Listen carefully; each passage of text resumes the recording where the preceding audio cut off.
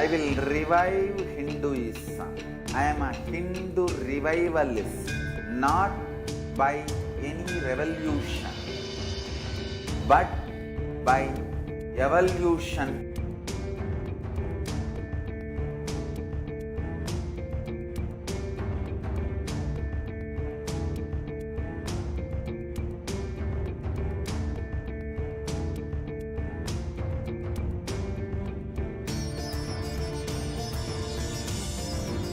And setting model communities.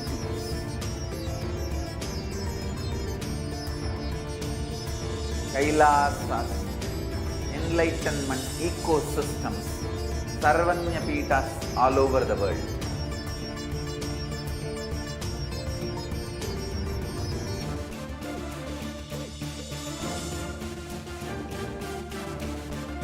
All powerful cognition, knowledge, only when you live, power manifestation and possibilities manifestation happens.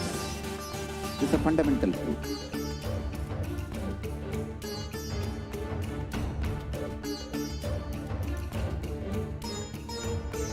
Hinduism cannot live exclusively as one sampradaya. No. All sampradayas of Hinduism is an ecosystem.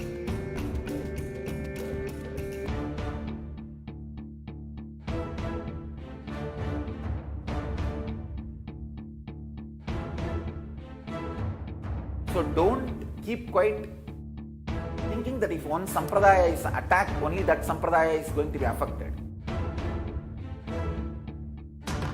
All of us are ecosystems.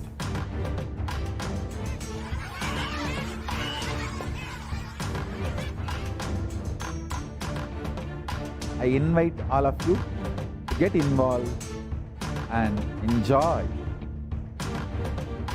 Hinduism by the principle of Dharmo Rakshati Rakshitaha. When you protect Dharma, Dharma protects you. We will make the whole planet flourish spiritually. The spiritual prosperity will happen to the whole planet. We all have to coexist together.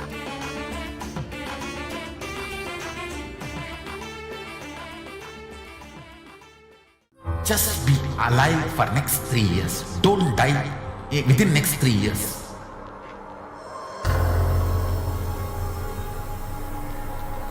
Just don't die within next 3 years. Be alive. Somehow be alive. I'm working sincerely. I will reach you somehow. Somehow I will reach you. It's my commitment to humanity.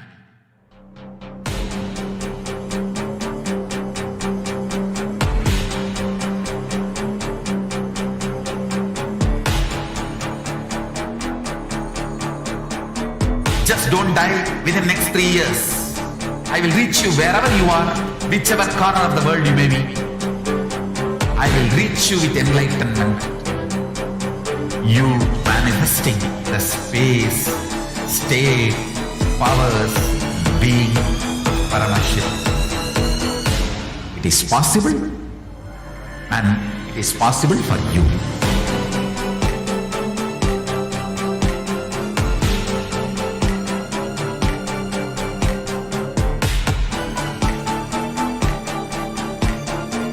Paramashivoham will reach you with enlightenment science.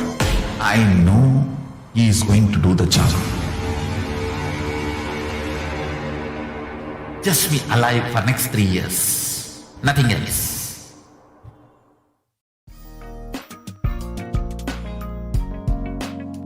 We get you health. We get you ability to build beautiful relationships in your life. We get you direct spiritual support, and we make sure you become wealthy.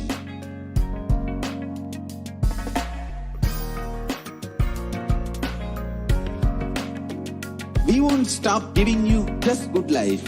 We will literally not stop till you live enlightened life. manifesting the state of Paramashiva, space of Paramashiva, powers of Paramashiva, being of Paramashiva.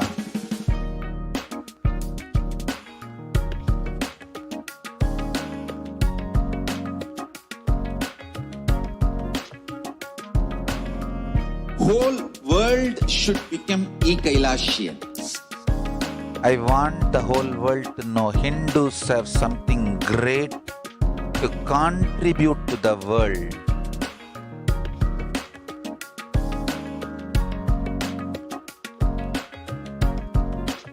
We have something great to contribute to the world. Let us do that.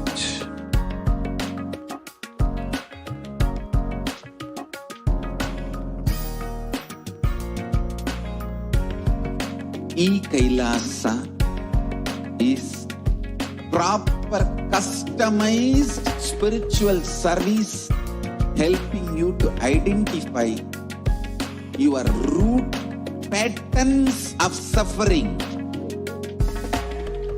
We have perfected the science of helping every individual from every cultural, religious, nationality background.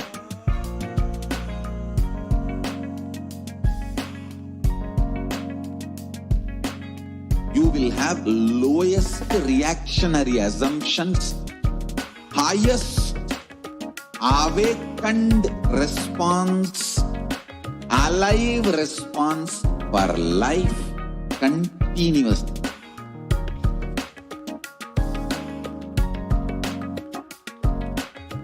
Kailasa is enlightenment ecosystem, literally enlightenment itself in your own home, wherever you are. Proper customized spiritual. Nithyanandam Paramasukadam Kevalam Jnanamurtim Dvandvatitam Gagana Sadrusham Tattvamasyadilakshyam Ekam Nityam Vimalam Achalam Sarvadi Sakshi Bhutam Bhavatitam Trigunarahitam Sadgurum Tam Namami. Nithyanandam, I offer my humble obeisance, my humble pranam at the divine lotus feet of the Supreme Pontiff of Hinduism, Jagat Guru Mahasannidhanam, His Divine Holiness, Bhagavan Nithyananda Paramashivam.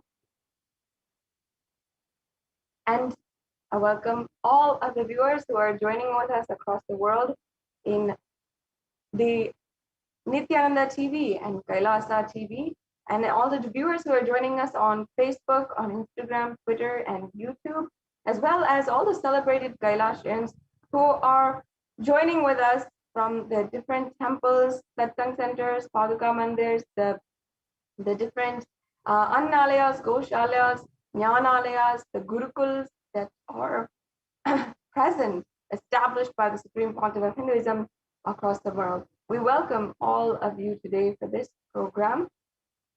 And of course, each and every one of you is searching deeply for something fulfilled inside of you, something which needs to be addressed immediately, and especially in these extremely dark and tense times, needs to be shown and needs to be attended.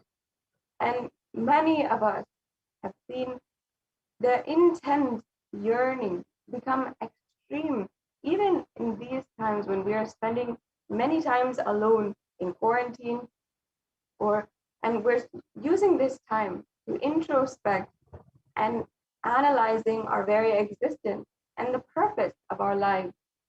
And now, if you think that you scrolling through this video and finding it and just randomly clicking on it is a coincidence, then you should know that for thousands of years, the divine cosmic beings have been making themselves available on planet Earth for moments just like this, where when we spend awaiting the darshan of the avatar. And today, during this program, you will have the grace and blessings to have the darshan of Devi Parashakti, the divine cosmic mother. Devi Parashakti is the cosmic mother who is the source of billions and billions of universes and the embodiment of the divine feminine consciousness. And she is the source Shakti, the source power, which all of us came from, which all of us are living in even right now, and which all of us will merge back into finally.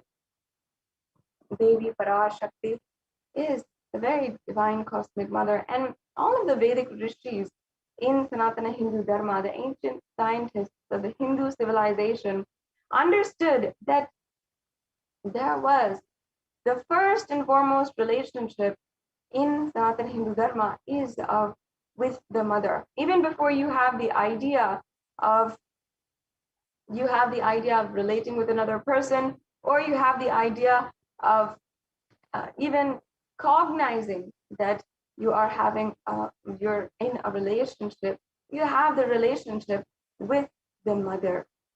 And that is why all of our relationships, even the idea of relating, and even the way that we relate with life, the universe, and everything around us, has so much of significance and connection back to the relationship with the mother. Because even as in our formative years, when we are in the womb itself, and even before, even our memory even registers today, we started relating with the mother. So how she responded back to us, how we responded back to our mother, all of that really matters as we are navigating our lives and addressing that primordial relationship from our lives, even in this one lifetime, is extremely important in ensuring that you can gear your whole life towards higher ambition, higher consciousness, and have higher goals in your life for achieving even oneness with the divine and oneness with Paramashiva, the primordial Hindu divinity. And this is exactly what we will be experiencing today during the Devi Bhava Samadhi program, this Devi Parashakti Akashic reading. You will be able to simply experience transformation that you've been yearning for thousands of years, and especially this is ripened now during these extremely strenuous times with pandemics going on across the world and the whole world in lockdown and so much of social upheaval, and countries and nations across the world addressing how we can face the challenges and see them through. Inner transformation, and this Devi Parashakti Akashic reading program can simply give you that transformation, which is so badly needed by you. Now, today, before we enter into the next segments of the program and begin our journey, we will have a brief introduction. First of all, today, the Samadhi actually means oneness with the source. Adi means source, and Sama means oneness. And Bhava means emotion or aspect. So Bhava Samadhi is oneness with the source through a certain aspect. And today, during the Bhava Samadhi Darshan program, what we are actually experiencing is oneness with the source through the aspect, through the relationship of the mother, and feeling intense connection with the whole universe, with the whole cosmic energy as your mother, and you being the innocent child of your mother. And today, during this program, you will be able to even awaken your Kundalini Shakti, which is 1300% more available for you, and can make 1300% more energy available inside of you at all times. You can also experience reverse aging, as well as heal many of the chronic illnesses which much of modern day medicine has no cure for and has no solutions for, other than getting you addicted to the pain medication. And as well, today you will be able to experience so much of transformation through this Bhava Samadhi darshan. And before we enter into the next segment of today's program, let us first be briefly introduced to the very being who is making this available to us today, the Supreme Pontiff of Hinduism. The Supreme Pontiff of Hinduism happened on planet Earth on the 2nd of January 1978, and is today the reviver of the ancient enlightened Hindu civilizational nation of Kailasa. And the Supreme Pontiff of Hinduism was recognized from a young age and literally birthed by esteemed enlightened gurus and masters, spiritual adepts of Hinduism. And the Supreme Pontiff of Hinduism had revived the science of power manifestation, and as well as yoga and temple-based lifestyle. The Supreme Pontiff of Hinduism as well has revived 14 ancient indigenous kingdoms, including he was ordained as the 233rd Guru Mahasannidhanam of the Kanchi Kailasa Sarvagna Peetham, and the Supreme Pontiff of Hinduism was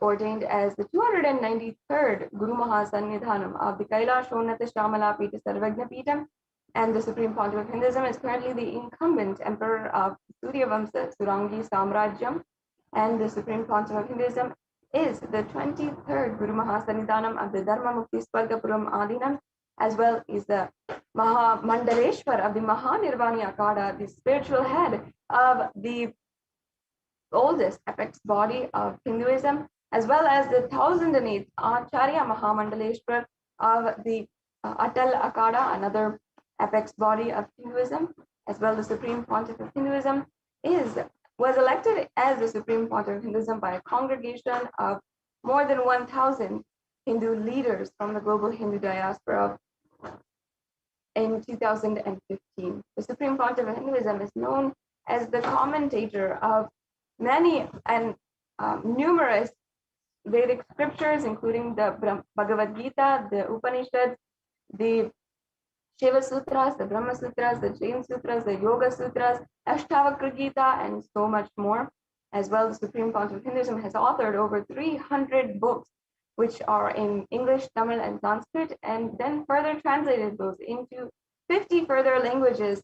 And these books have collectively reached more than 1 billion people across the world, and has literally brought the superconscious breakthrough to the whole world.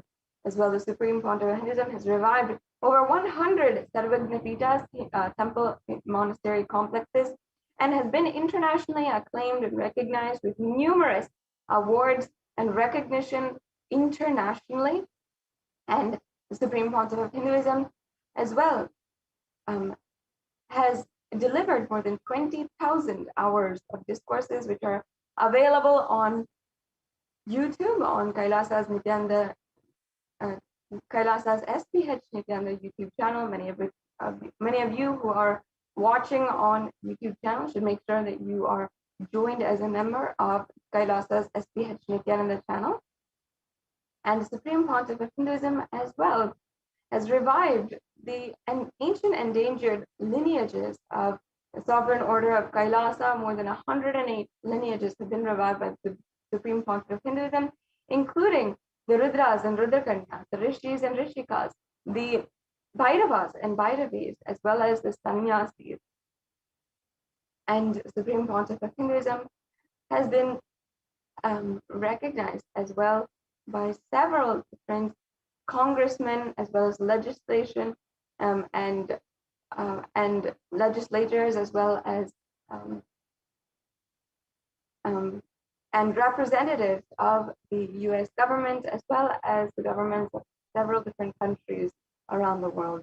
And with this, it brings us to a conclusion of this introduction to this program. We'll now be entering into the next segment of today's program, the demonstration of extraordinary Shaktis by the Nithyananda Gurukul Balasants, the initiated Balasants of the Supreme Pontiff of Hinduism, who have been initiated into the manifestation of extraordinary powers to demonstrate literally the potential of human beings, of all beings on planet Earth, and get ready for the super conscious breakthrough.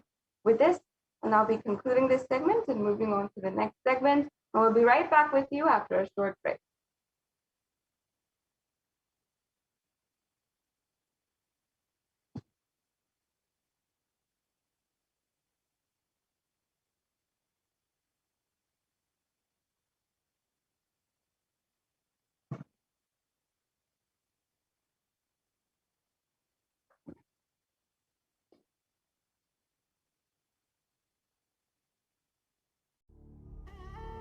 What I mean by the word Kailasa, listen intensely. Enlightenment ecosystem, literally enlightenment itself, in your own home, wherever you are. If you cannot come to Kailasa, it's okay. Kailasa can come to you. Kailasa coming to you is Kailasa.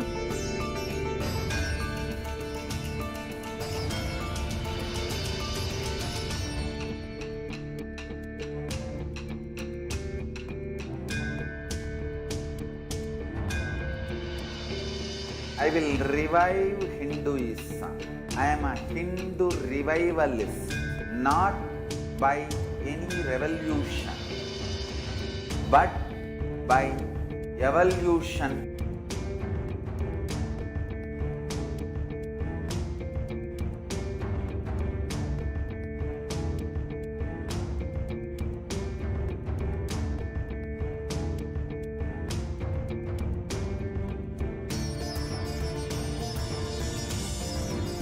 And setting model communities.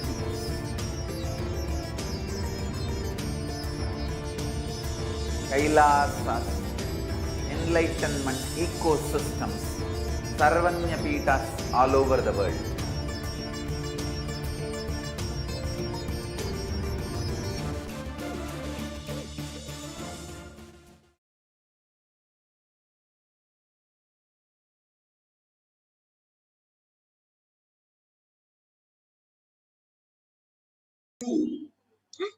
Yes.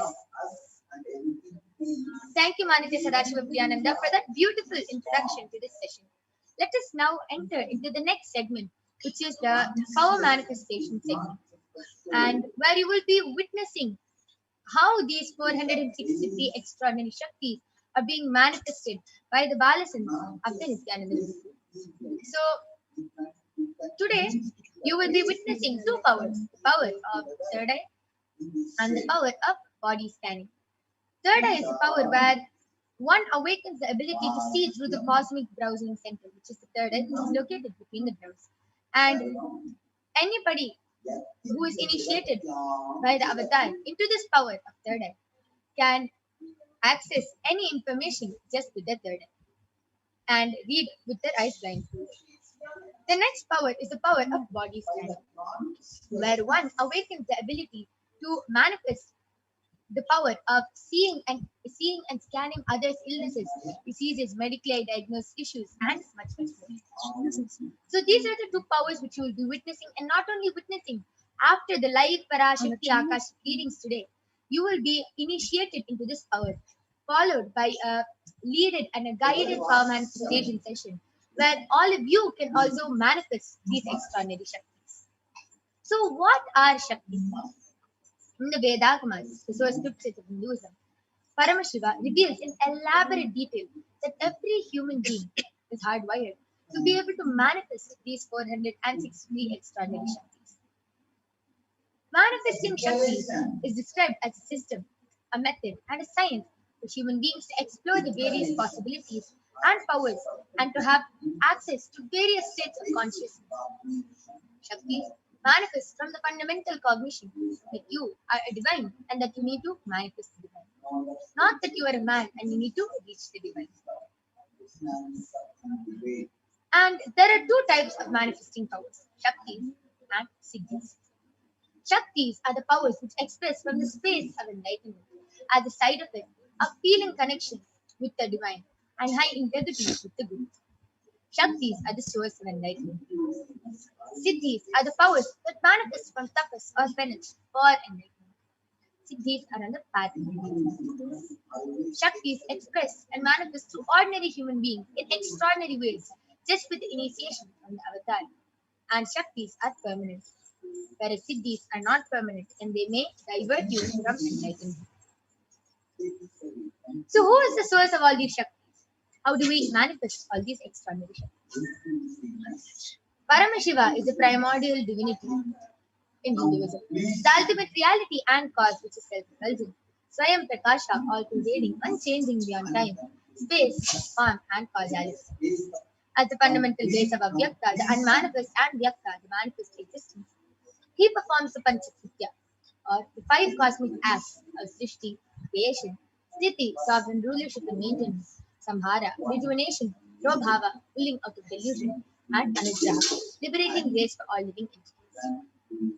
And Paramashiva himself, the primordial divinity, the ultimate himself, has landed down in the form of the Supreme Pontiff of Hinduism, Jagadguru Mahatma, His Divine Holiness, Bhagwan Nithyananda, as the 1008th living incarnation and representation of Paramashiva, and the reviver of Kailasa, the ancient enlightened Hindu civilizational nation, which is the great cosmic goddess in the nations. Ever since the beginning of the civilization, the Sanatana Hindu Dharma has been the cradle of enlightened beings and highly advanced sciences. This is where the science of enlightenment and Shaktis was lived and taught as a lifestyle. And for the first time in modern day, the Supreme Pontiff of Hinduism is reviving these yogic sciences and transmitting it to the world at a record-breaking, never accomplished before speed. And Swamiji, the Supreme Pontiff of Hinduism, was recognized as an avatar at a very young age by the enlightened Guru, by the Guru Parampara.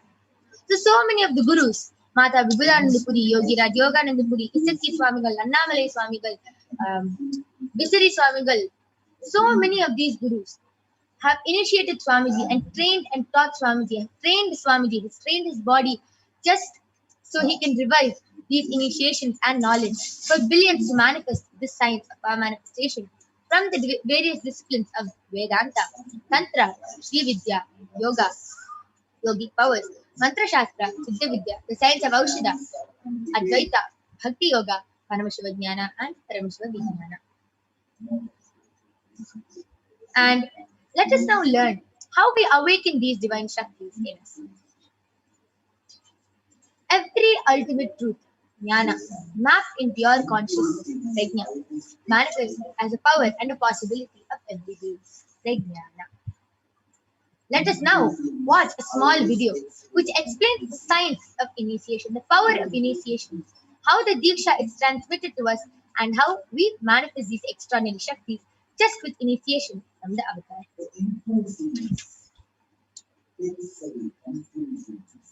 Diksha is the direct transfer of spiritual energy by an enlightened being through look, word, or touch.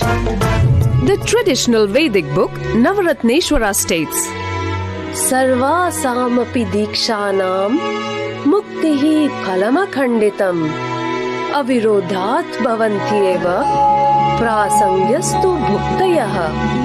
The main benefit of all initiations is moksha, enlightenment. As a side effect, health, wealth, leadership, and well-being happen. And in Rudrayamala Tantra, Shiva says, Devi Diksha Vihinasya na siddhihi na cha sadgatihi tasmat sarva prayatnena guruna dikshito bhavet. The one who is not initiated does not attain liberation nor a better future. So by all efforts, one should get initiated by Guru, What is the science of initiation? Neuroscience has proved that the process of initiation floods the brain with energy. This is the superconscious energy of Kundalini, our own highest inner potential energy.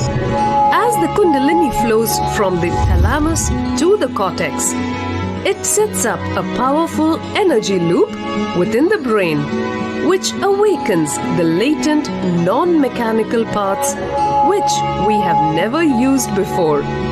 With increasing levels of coherence, the whole brain comes alive, turning into a superconductor of conscious energies that heal, empower, transform our lives, bliss and fulfillment. Initiation creates high awareness, visualization, creativity. It also slows the aging process and improves the immune system. Kundalini awakening, healing experience, levitation, teleportation, materialization.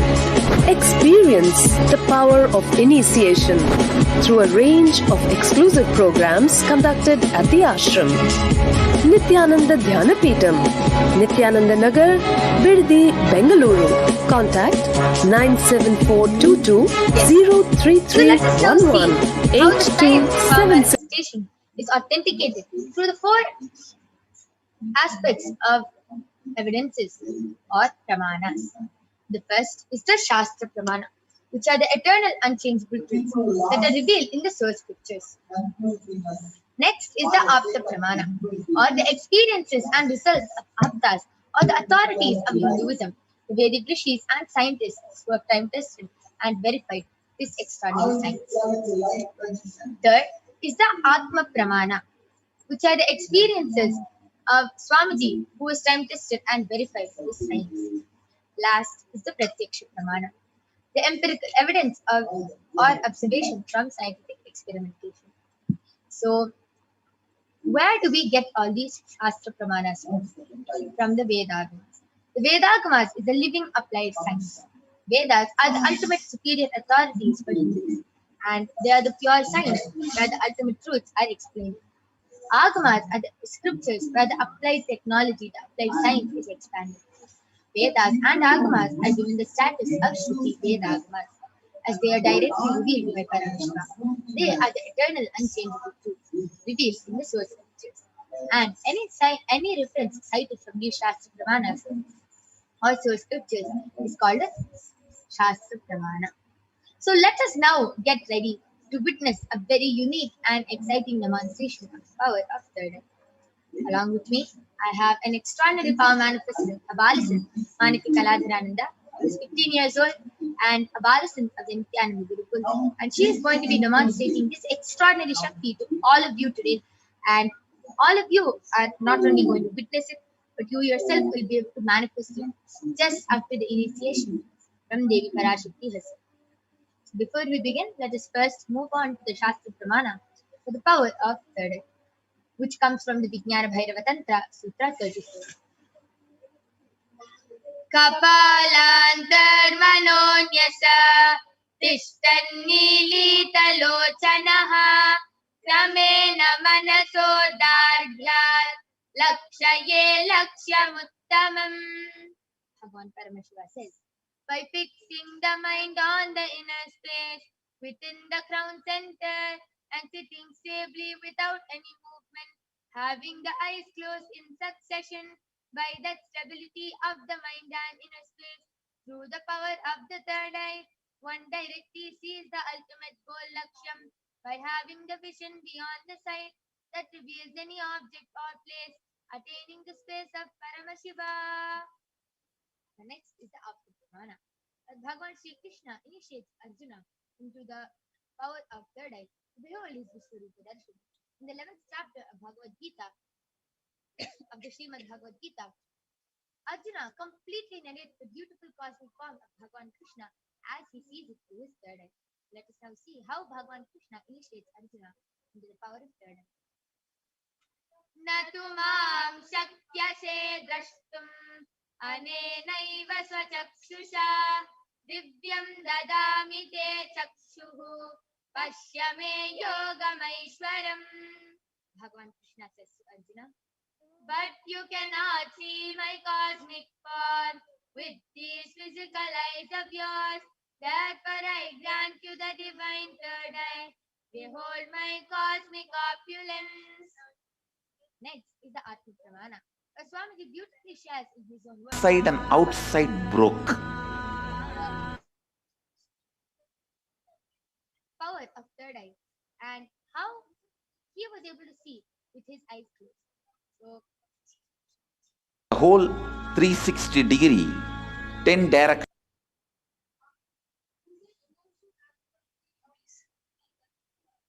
So sorry for the technical glitch. Let us now listen to the sharing of the Atma Pramana from Swamiji himself. Outside broke.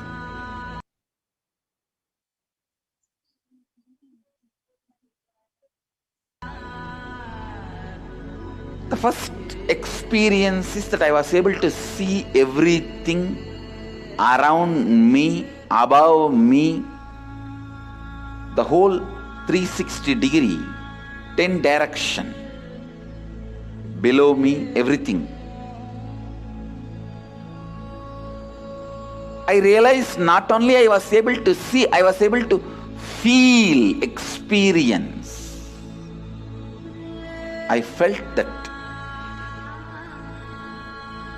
the skin of the stone on rock on which I was sitting and the skin of this body both carry me equally.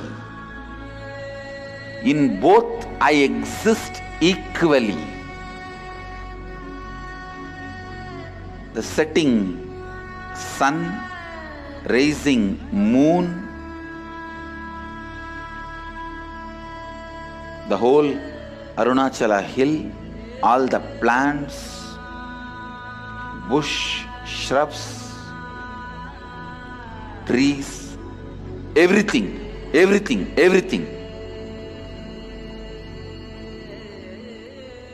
Just become so alive. The idea, something is inside.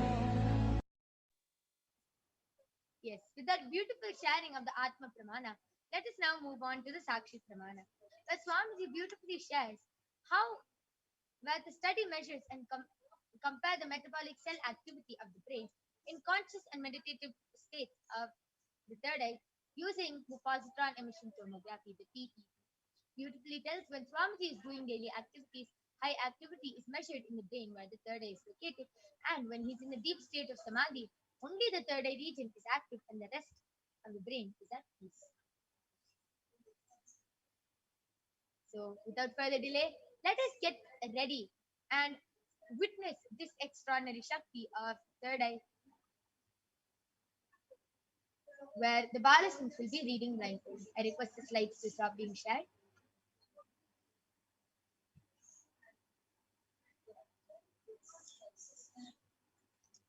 I request the slides to stop being shared.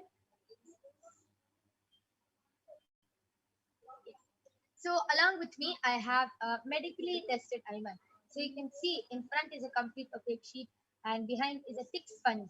And you can see even under there is no gap between the opaque sheet and the sponge, and that there is no possible way of light entering in this eye band at all. So the sponge is completely covering from all sides. This is a medically tested eye band which is tested by one of the top 10 hospitals of India, and it is completely proven that no light can enter this eye band even with your eyes open inside. So this is the eye band I'm going to be placing on Ma Kaladra's eyes. So you can again see before I place it on her eyes. I'm opening the strap in front of all of you and placing it on her eyes.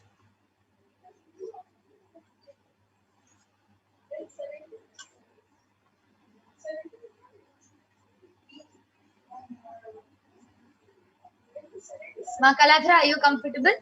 Yes. Yes. So now I request the YouTube comments to be projected.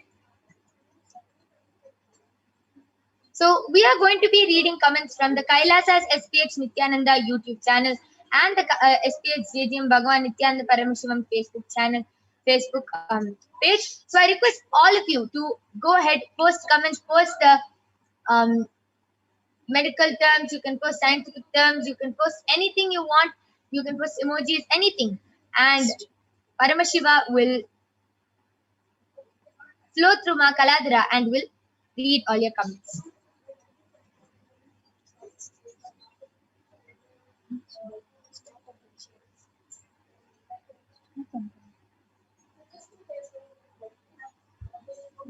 Sorry for the technical glitch. We're opening the YouTube comments now.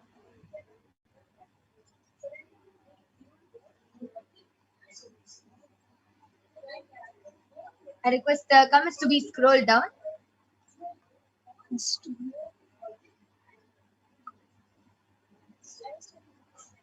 Yes, the latest comment is from Yashodhan, and he has donated money for Kailasa, and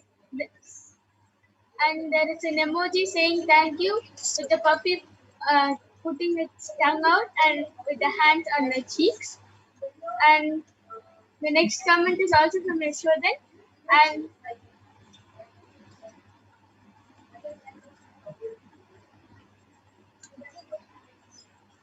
and he has posted requesting body scanning and healing for Sureka VENKATESHRAODESAI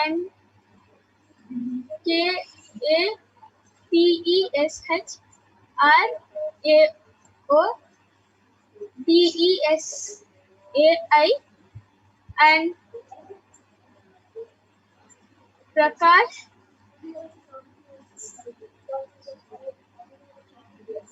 SHESHRAODESAI.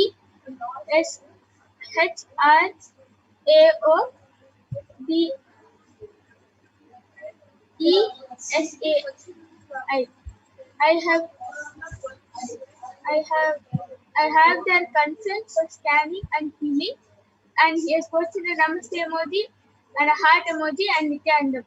And wow, that was so beautiful. Mama Kaladara was able to read sentences, emojis, everything just through her third eye.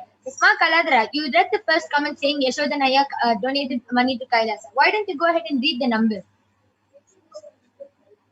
200.00. Wow, amazing. And what color is it in? Yellow color. Okay, beautiful. So you can see how Ma Kaladara is able to see colors, letters, numbers, words, emojis, everything she is able to see through her third eye. Yes, why don't you go ahead and read the next comments? Yes, I request the latest comments to be shown. Yes. The latest comment is from Shanta Narayan, has posted wow with an exclamation mark, and the previous comment before that is from PRABHJOTGILL,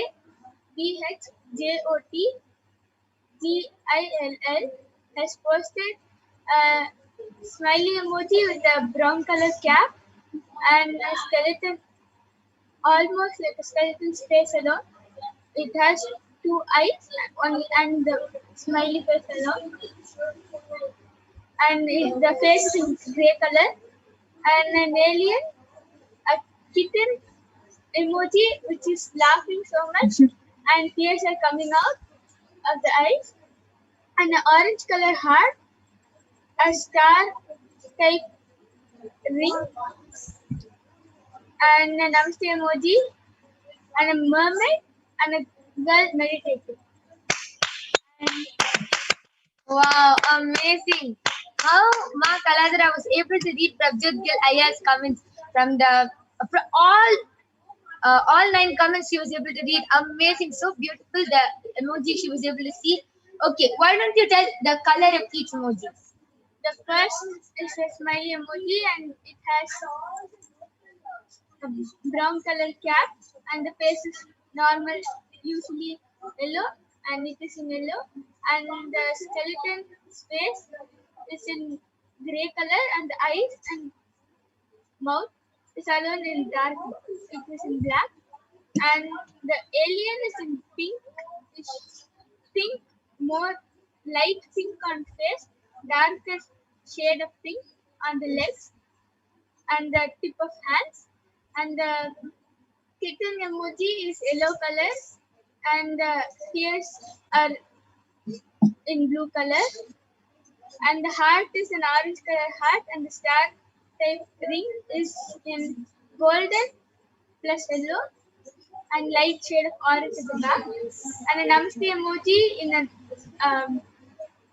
goldenish yellow color skin color and blue color sleeves, and the mermaid is in orange color hat, and also the tail part is also in orange, and a girl meditating, she's wearing a purple color top. Wow, amazing. That is beautiful manifestation. How Ma Kaladra was able to see the color precise. She was able to see it's becoming from light dark, light orange, dark orange, and then the purple. It's on top. It's light purple, and down it's more dark. How she was able to see everything, and she was able to read it so fluently. Amazing. Ma Kaladra, why don't you go ahead and just share for 1 minute? How are you able to manifest this power? How I manifest the power of third eye is once after initiation, it is just that as I started building more trust and Swamiji, slowly I was able to manifest this power of third eye. Wow. Just with simple trust. After the initiation, all you need, you don't need anything, you don't need to do tapas, you don't need anything. All you need is just simple integrity to Swamiji. Just with that, you can manifest any powers and you can radiate Paramashiva. Just with simple integrity. Amazing. That was a beautiful demonstration. I'm going to be removing the eye band of Ma Kaladara now. You can see that the eye band is completely the same. There is no distance, there's no wires, there's nothing in the eye band. It's completely just the eye band and there is no gap.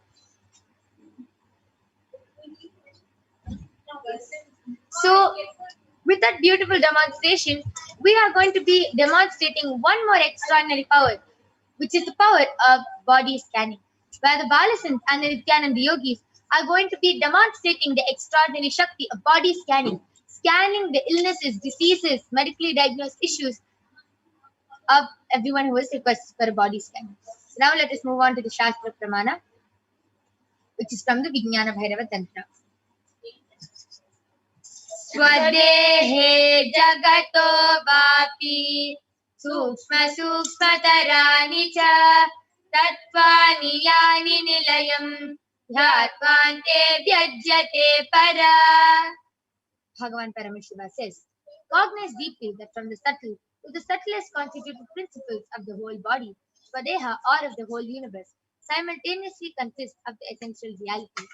They are being absorbed in their source cause, Paramashiva, and by the experience of such restful awareness, one becomes complete from all thoughts, and the ultimate universal divine power, Paradevi, Adi Shakti, is revealed, and the supreme power manifestation happens. Next is the Apta Pramana from the life of a Siddha named Terayar. Terayar was a Siddha and one of the prominent disciples of Agatya. One day, a man suffering from a severe headache comes to Agatya for healing, and Agatya uses the power of body scanning and reveals that there is a small Terai, a type of frog, sitting in the person's brain. Agatya immediately instructs Terayar, his disciple, to perform an open head surgery and remove the frog. And after the surgery is completed successfully, the person is healed and cured of the headache. Thus, he gained the name Terayar. Next is the Atma Pramana. The Swamiji beautifully shares in his own words how he was able to manifest this extraordinary Shakti. And Swamiji beautifully shares, only when I had a multiple compound hand fracture was I forced to go for surgery and therefore for medical checkups related to it.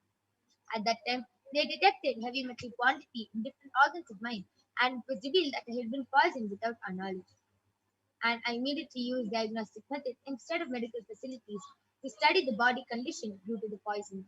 I immediately found out that through the body scanning, I found out what problems and imbalances had happened and where the balance had to be done. I used allopathy as a second opinion just to verify my findings. All these avatars, all these incarnations are just playing leelas. It is not some incident or accident which happens in their life. All of them just play these leelas to make their disciples understand some higher truth. And last is the Sakshi Pramana. You can see so many of the initiated disciples of Swamiji are able to manifest this extraordinary Shakti. You can see how few of the participants have shared how they are able to manifest, and it is not just for other people. Understand that even you are going to be manifesting this Shakti right after the initiation, after Devi Parashakti, after the live darshan of Devi Parashakti. So let us now move on to the live Sakshi Pramana, where all of you will be witnessing the live demonstration of the power of body scanning being manifested by the Balasins and the Nithyananda Yogis. Till then, I request all of you to go ahead, post your requests and comments for body scanning in the Kailasa's HDH Nithyananda YouTube channel and the SPH JTM Bhagavan Nithyananda Paramashivam Facebook channel. Go ahead, post your comments. We'll be right back after a short break.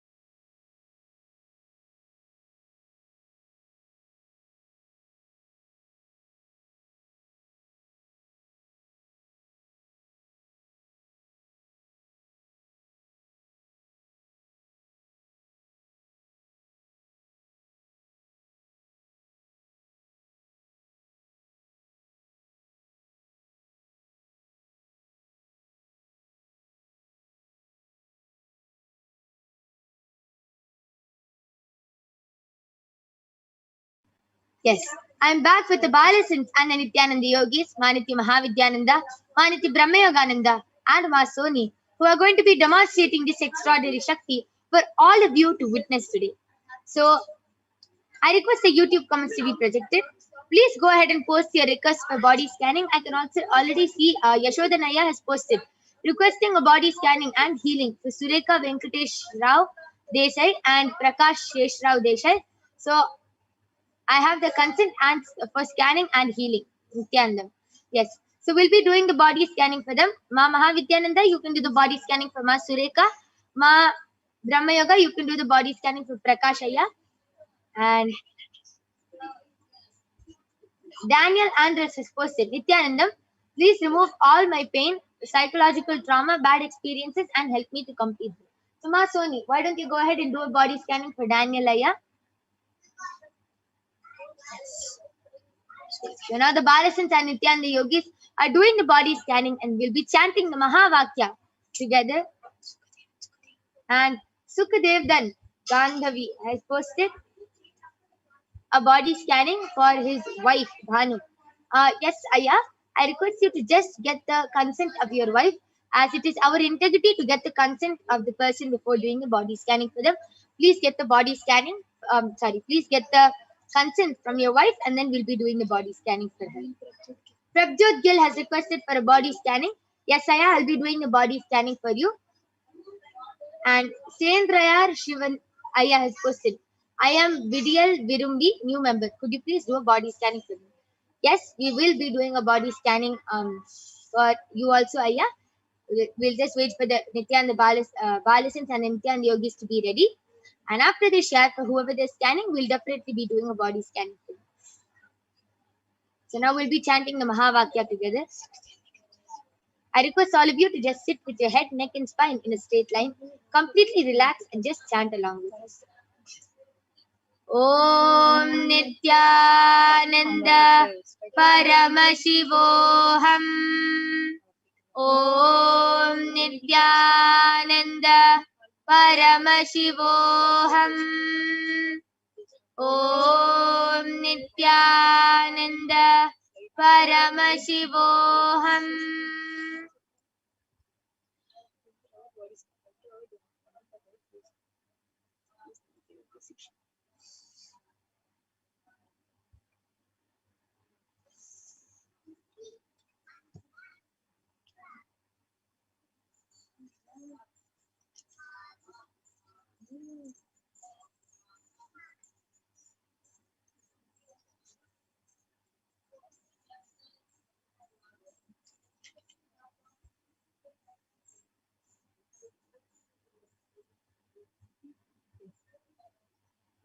So this is a scan for Surekha Venkateshwara Rao Desai and requested by Yashodan Aya. Aya, please make sure that this information is passed to Ma Surekha if she's not watching us. Ma, what Paramashiva revealed is you have been ignoring yourself actually and continuously taking your own body for granted, which means you don't take care of it. You're okay with whatever is going on, and continuously your body is trying to give you hints and signs like some cracks here and there, some knuckle problems. Sometimes you'll have a neck ache, sometimes you'll have a lower back pain, and all these signals is just your body trying to speak to you.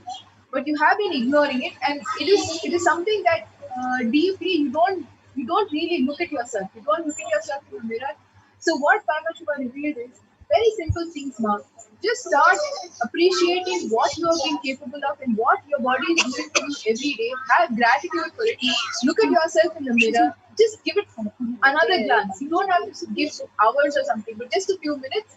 And then also make sure you're doing things that are good for your body. So have your neem juice, have your castor oil, do a little bit of yoga, eat good food. You're not really eating. So please also make sure you're eating at the right times, have that discipline, and just have the gratitude for your body. Yes, that was a beautiful scanning. Ma Brahmayoga, you're ready. You can go ahead. Yes, so Yashwardhan Naya, I did a body scanning for Prakash Sheshra Desai, and Paramashiva revealed to me that his shoulders and behind his neck, the whole area is hurting because he always sits and he always walks with his shoulders bent. Like he doesn't keep them straight and he doesn't keep his back straight. And Paramashiva revealed that if he doesn't start sitting straight and keeping his shoulders out, then soon he'll start a hunchback will start forming for him. So he should immediately start sitting with a straight back and his shoulders out. And also Paramashiva revealed that he does not have enough of iron in his body. So the solution for that is he should start eating a lot of spinach and dates. And also for his immunity to become stronger, he should have at least 2 lemons every day. It can be in any form. It can be in the food or it can be as lemon juice or lemon water. Anything is fine. But he should have at least 2 lemons every day. And his immune system will become really strong. And yes, this is what Paramashiva revealed for me. Yes, that was a beautiful body scanning for Prakash Sheshrao Desai Aya. That was a very beautiful scanning. Yes, Ma Soni, you were actually doing the body scanning for Daniel Aya. Why don't you go ahead and share? Eternal Daniel Aya, Paramashiva revealed that for all your problems, the solution is do dance every day, at least 1 hour, and whatever problems you have before going to bed, sit in front of Atmamurti, do meditation for some time, and then tell all your problems to Atmamurti and ask Swamiji to heal them. Wow, beautiful solution. Just dance and celebrate your life. Amazing. Very beautiful solution. Yes, before I go ahead, Ma Brahma Yoga, you can do a body scanning for Sukadevan Aya's wife, Ma Banu. He has the consent, so you can do the body scanning for his wife. Ma Mahavidya, you can do the body scanning for Vidyal Virumbi Aya, who is also a new member, so you can do the body scanning for them. Ma Soni, you can do the body scanning for Sukadevan Aya's mom. Her name is Lilaben. So you can go ahead. So now I'll be sharing. I did the body scanning for Prabjot Gilaya. Yes, Paramashiva actually revealed that you have to complete with yourself and complete with your mom. Because you are having a lot of mother incompletions, you feel that you are not loved enough. You have started getting skin problems, skin irritation, skin problems. And because of that, due to that, you have started small patches have started forming on your body, and it is not good for you, and you also feel very irritated by it. So you have to do a lot of body completion and mother completion. Just sit outside every day in the morning for 15 minutes in the sun. Just soak yourself into nature. Just soak yourself into Prakriti. Prakriti is also mother. So just complete with her and completely be soaked in nature. Just sit outside in your balcony for some time, soak yourself in sunlight for maybe 15 minutes, and call your mom. Do completion with her, and automatically your body problems will get healed. Any other body problems you are having, this is the root. You are not complete with yourself. You are not complete with your mother. This is the thing which Paramashiva revealed. Start connecting to Prakriti, nature, and start competing with your mom. You'll be completely fine.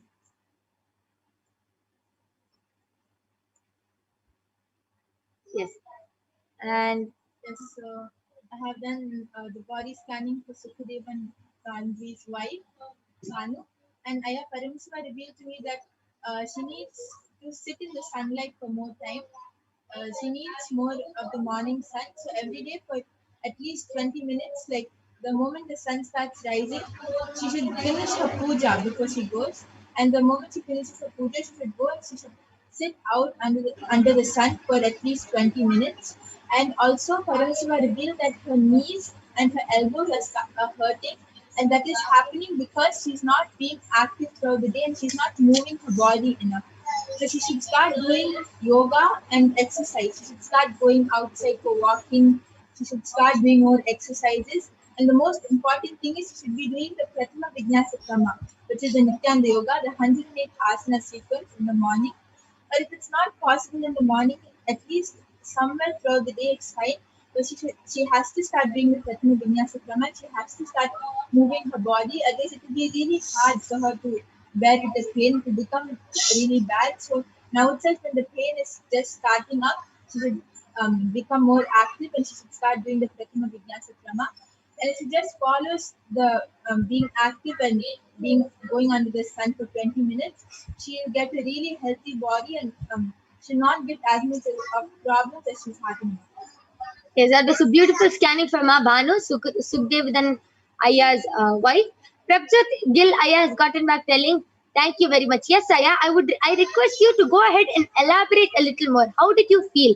Were you able to relate with the body scanning? Please do elaborate a little more and share with all of us. Yes, Mama Mahavidya, you can go ahead. Yes.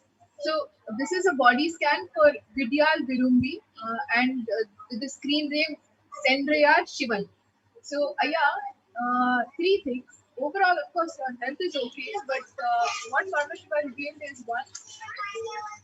Your day actually is revolving around how you like to be organized. Now, which is okay, but your organized behavior and your lifestyle is coming from making sure everybody is in consent with whatever you want to do. So there is a little bit of a be successful. Which means if you want to try something new, you want to be creative, immediately instead of jumping, you first make sure that everybody who is going to be involved or affected by it, you want to talk to them, which is great. But it needs to happen from the completion space or the powerful space that, hey, I have this great idea, I want to try something new, let's do it together. It needs to come from that space. Now that fear actually is also impacting your body and your eating habits. You're eating late in the day, you're eating twice, is what Parashakti is revealing, is mostly your major meals are twice a day. You're eating something in between there is okay, but twice, but it's very late in the day. Please make sure all your meals are before sunset. And two, when you're sitting, because a lot of our work is on an office chair, that black chair that you have, it's not ergonomic in nature. So get something that is ergonomic. So something which has a lower back rest. So this area, which is your lower back, will not hurt so much, which is usually tends to happen for you. Wow, a very beautiful scanning. Mama Mahavidya was able to see the color of the chair, was able to see the root cause of the problem, everything. Very beautiful. This is a scanning for Vidyal Virumbi Aya.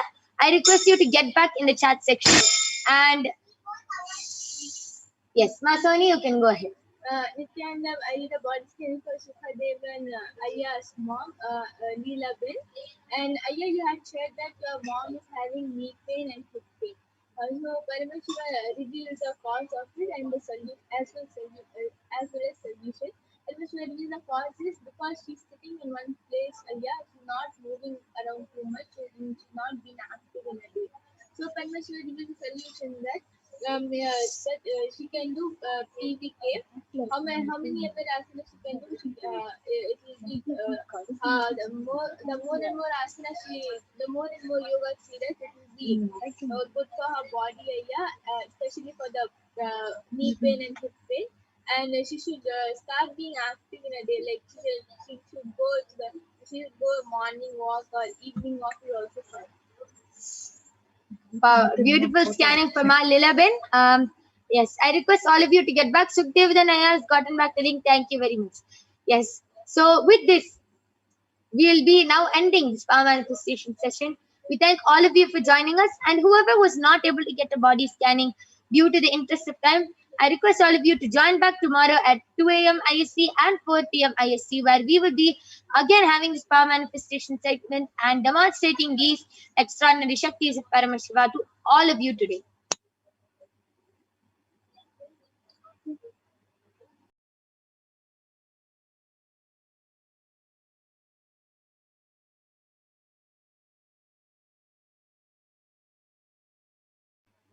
Yes, and Fighter Aya and Satya Aya, I request you to come back again tomorrow as you have requested for a body scanning, but due to the interest of time, we're not able to do. I request you to come back tomorrow and you can definitely get a body scanning by one of the Balasins and the Nithyananda yogis. And with this, we thank all of you. Please stay tuned for the upcoming segments where you will be learning about the divine feminine consciousness, who is Devi Parashakti, and what are the Akashic readings, and much, much more. And after that, we'll be having the live darshan of Devi Parashakti herself. So please stay tuned for the upcoming session. Thank you, Nithyananda. What I mean by the word Kailasa, listen intensely.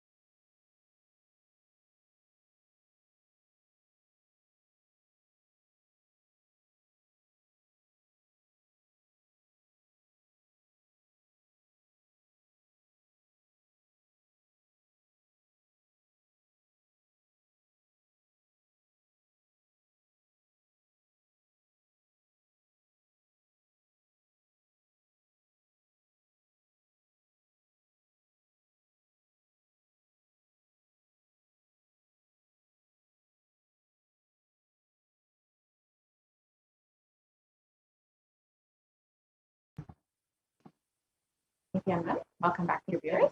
Now we'll be entering into the second segment where we will understand who is Devi Parashakti.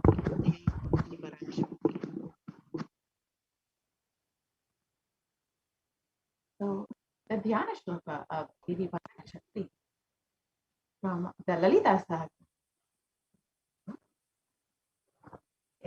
So the Dhyana Shloka for Devi Parashakti translates as, the Divine Mother is to be meditated upon as shining in a vermilion red body with the triple eyes, sporting a crown of rubies, studded with the crescent moon, a face all smiles, a splendid bust, one hand holding a jewel cup brimming with mead, with the other twirling a red lotus. I meditate on the great Empress. She is red in color and her eyes are full of compassion. She holds the noose, the goad, the bow, and the fiery arrow in her hand. She is surrounded on all sides by powers such as Anima, and she is the self within me. Devi Parashakti, the ultimate pure feminine consciousness. Parashakti is the cosmic mother. It is her cosmic womb from which billions and billions of universes come and go in. Some source where the Big Bang and black holes go on. Parashakti is the source Shakti, source energy, source power, from which all of us came, in which all of us are even now, in which all of us are going to merge.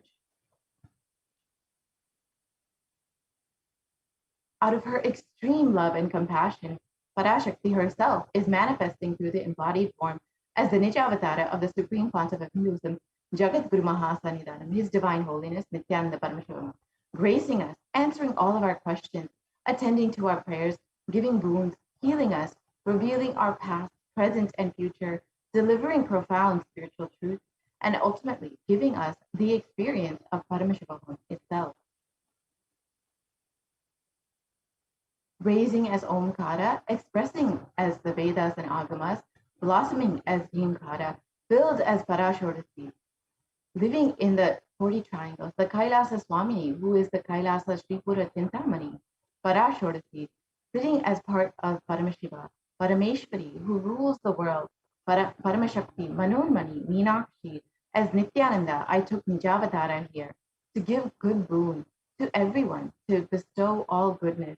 Hiranya Garbha Swarupini, Brahmanda Yoni, Shami, Chandramauri, Napala, Aparna, Uma, Parvati, Savitri, Navayavana, Samrajya Lakshmi, Parameshwari, Parashodasi, Meenakshi, taking the form of Nithyananda.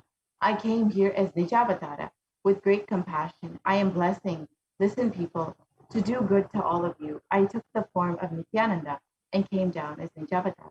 And these are the words of Parashakti herself, describing herself. Raising in Omkara, blossoming as Shiva. Shiva manifesting as a source of existence, powers of existence, expression of existence. From the oneness of Om, blossoming into two as Prakriti and Purusha, blossoming as three Shaktis, Icha, Kriya, Jnana, growing as the four Vedas, expanding as the five Panchabhutas, beyond the six chakras, filled as the Gotras of the seven Rishis, expanding as the eight directions, existing as the nine Grahas, blossoming as the 10 Indriyas, being as the 11 Rudras, creating all the worlds, bringing to life, to tell and make truth blossom, and to do good, Parashodasi, Meenakshi, in the form of Nithyananda, I came to bless every one of you. So how do we perceive Devi Parashakti? When you see Devi, literally you are seeing Paramashiva and Parashakti at the moment. She is there in your screen, so always receive her very traditionally. Keep 2 betel leaf, 1 banana, 1 betel nut, and 1 coin in front of the screen. Watch Devi. The coin is considered the traditional dakshina in the Hindu tradition. It can be the lowest value in India. It can be even 1 paise. In the US, it can be 1 cent even.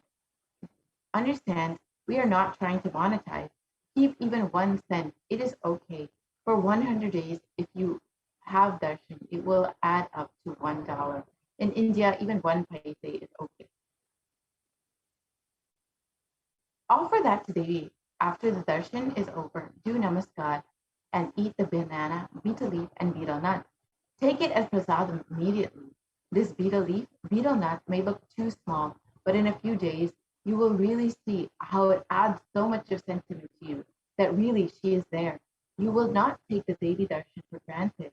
Rituals will break your monotonous, unconscious mentality and lifestyle and remind you and raise you to the powerful cognition.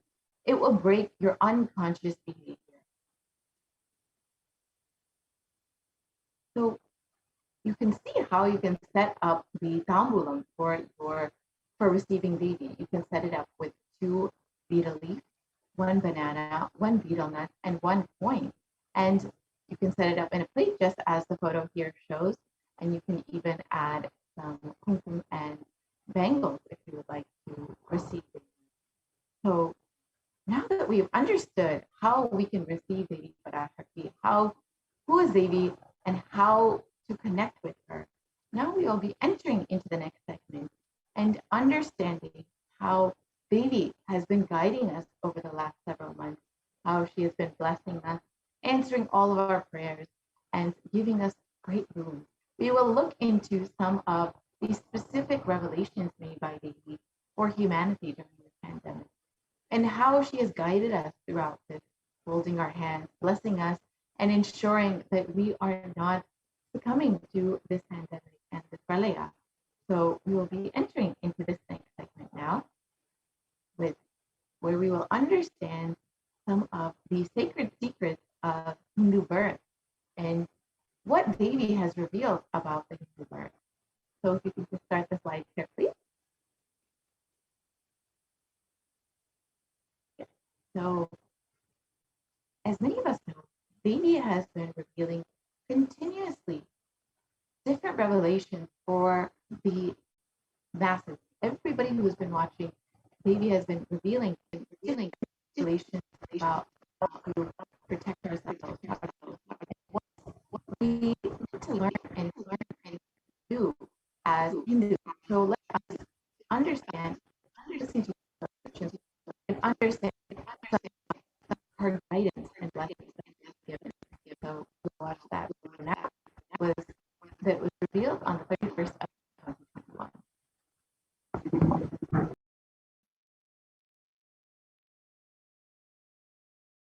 நன்றாய் கேட்டுக்கொள்.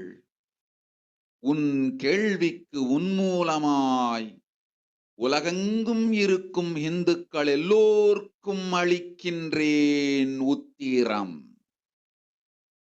கேட்டு வாழ்ந்தால் உங்கள் வாழ்க்கை பத்திரம். நன்றாய் கேளுங்கள்.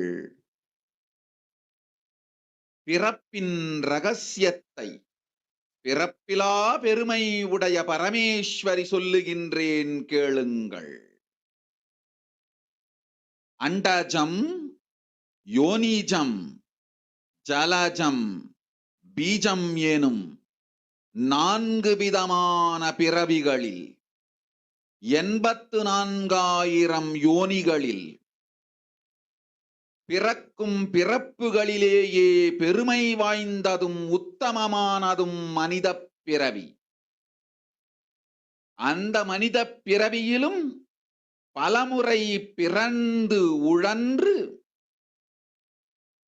அரசியல், பொருளாதாரம், சுகபோகம், தர்மம், அர்த்தம், காமம் எனும் ஆசைகள், துக்கங்கள், அச்சங்கள் அனைத்திலும் அழன்று உழன்று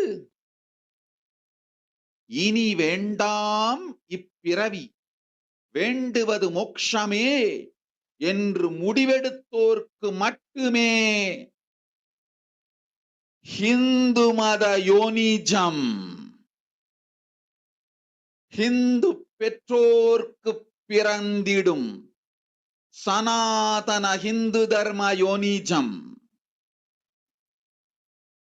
மனித பிறவி உத்தமம், சனாதன ஹிந்து தர்ம மனித பிறவி உத்தமோத்தமம். இந்த உத்தமோத்தம பிறவி எடுத்த எல்லோருக்கும் ஜீவன் முக்த விஞ்ஞானத்தையும் சனாதன தர்மத்தையும் காக்கின்ற கடமையும் உண்டு. அதனால் வருகின்ற நன்மையெல்லாம் அனுபவிக்கும் உரிமையும் உண்டு. இந்த கடமையை செய்வோம் என்று சத்தியம் செய்ததனால்தான் அந்த உரிமை அளிக்கப்பட்டது. பூமிக்கு வந்தபின் மனம் மயங்கி மதிமயங்கி சனாதன தர்மம் காக்க மறந்ததனால் மாயை அவர்கள் உயிரை பறிக்கின்றாள். நன்றாய் புரிந்து கொள்ளுங்கள். உயிரை கொடுத்தாலும் தர்மத்தை காப்போம் என்று உறுதி எடுத்தவர்க்கே சனாதன ஹிந்து தர்ம யோனிஜம் அளிக்கின்றேன் யான். உடல் பெற்ற பிறகு ஊழிப் பெருவலியால் ஆசை அச்சங்களை உதறவிடாது, உதறியும் விடாது சனாதன ஹிந்து தர்மம் காக்க மறந்தோரை உயிர் வாழத் தகுதியில்லாதவர் பட்டியலில் உடனடியாய் மாயை சேர்க்கின்றாள். அதனால் ராட்சசர்களும் அசுரர்களும் தானாகவே இவர்கள் உயிரை எடுக்கின்றார். நன்றாய் புரிந்து கொள்ளுங்கள். உயிரை கொடுத்தாலும் தர்மம் காப்போம் என்று நிற்பவர்க்கு நிலைத்திடும் வீரஸ்வர்க்கமும் கைலாச பதவியும். எக்காரணம் கொண்டும் தர்மம் காக்க மறந்த உத்தமோத்தம ஜனனமான சனாதன ஹிந்து ஜனனம் பெற்ற மக்களுக்கு இல்லை வேறு கதி. சனாதன ஹிந்து தர்ம மனித ஜனனம் உத்தமோத்தம மனித ஜனனம். உங்கள் உரிமை உலகில் அதிகம், உங்களுக்கு கடமையும் உலகில் பெரிது. தர்மம் காத்தாலே கடமை, தர்மம் காக்காதார்க்கு உயிர் வாழும் உரிமை இல்லை.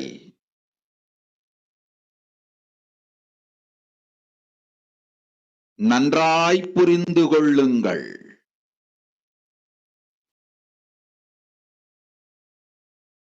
உத்தமோத்தம பிறவியான சனாதன ஹிந்து தர்ம பிறவி எடுத்த எல்லோரும் புரிந்து கொள்ளுங்கள். உங்கள் வாழ்வின் முதற்கடமை தர்மம் காத்தல். தர்மம் காக்க தர்மம் உங்களை காக்கும். சனாதன ஹிந்து தர்மம் காக்க மறந்திட்டால் வாழும் உரிமையை நீங்கள் இழந்து விடுகின்றீர்கள். அதற்கு மேல் வாழ்ந்தென்ன அழிந்தென்ன? பூமிக்கு பாரம் குறையட்டும் என்று அசுரர்களும் ராட்சதர்களும் உங்களை உண்டு தீர்க்கின்றார்கள். அதையும் மாயை கண்டு சும்மாவிருப்பாள். பிரபஞ்ச ரகசியத்தை, பிறவியின் ரகசியத்தை உலகிற்கெல்லாம் உத்தரமாய் சொல்லிவிட்டேன். புரிந்து வாழ்வில் நடந்து உயிரை பத்திரமாய் பார்த்துக் கொள்ளுங்கள். அன்னை சொல்லும் அருள் சத்தியம் இது. ஓம் ஓம் ஓம். Let us understand, baby Parashakti. நன்றாய் கேட்டுக்கொள். உன் கேள்விக்கு உன்மூலம்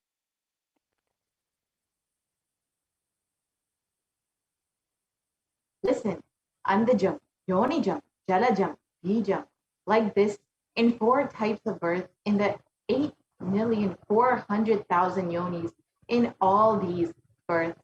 The most greatest birth of them all is the human birth. Even in that human birth, being born and toiled many times, after getting burnt and toiled in politics, in finance, in luxuries, in dharma, artha, kama.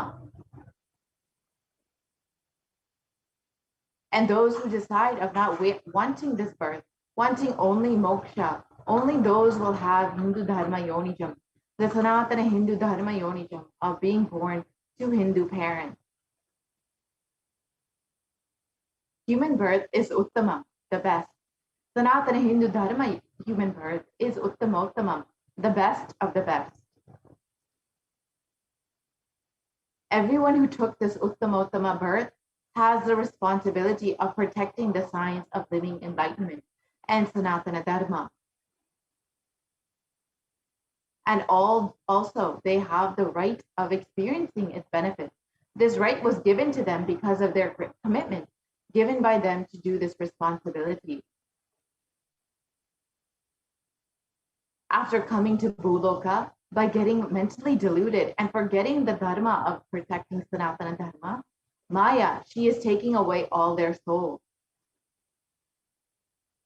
Understand carefully, I am giving the Sanatana Hindu Dharma Yonijam only for those who gave the commitment of protecting Sanatana Dharma, even by giving their life. After getting the body, because of painful delusion, not dropping fear and greed, for those who forgot to protect Sanatana Hindu Dharma, Maya, she will immediately add them all to the list of those who are not worthy of living. Therefore, Rakshasas and Asuras are automatically taking away their life. Understand properly, for those who stand that even by giving their life, they will protect Dharma, will permanently have Veera Svarga and Kailasa Padavi. For any reason, people who forgot to protect Dharma, having the Uttamottama birth of Sanatana Hindu birth, there is no other way for them. Sanatana Hindu Dharma, Human birth is Uttamottama human birth. Your rights in this world are immense. Also, your responsibility in this world is large. Protecting Dharma is responsibility. Those who do not protect Dharma, they do not have the right to live. Understand properly, all those who took the Uttamottama birth, which is the Sanatana Hindu Dharma birth, all of you understand.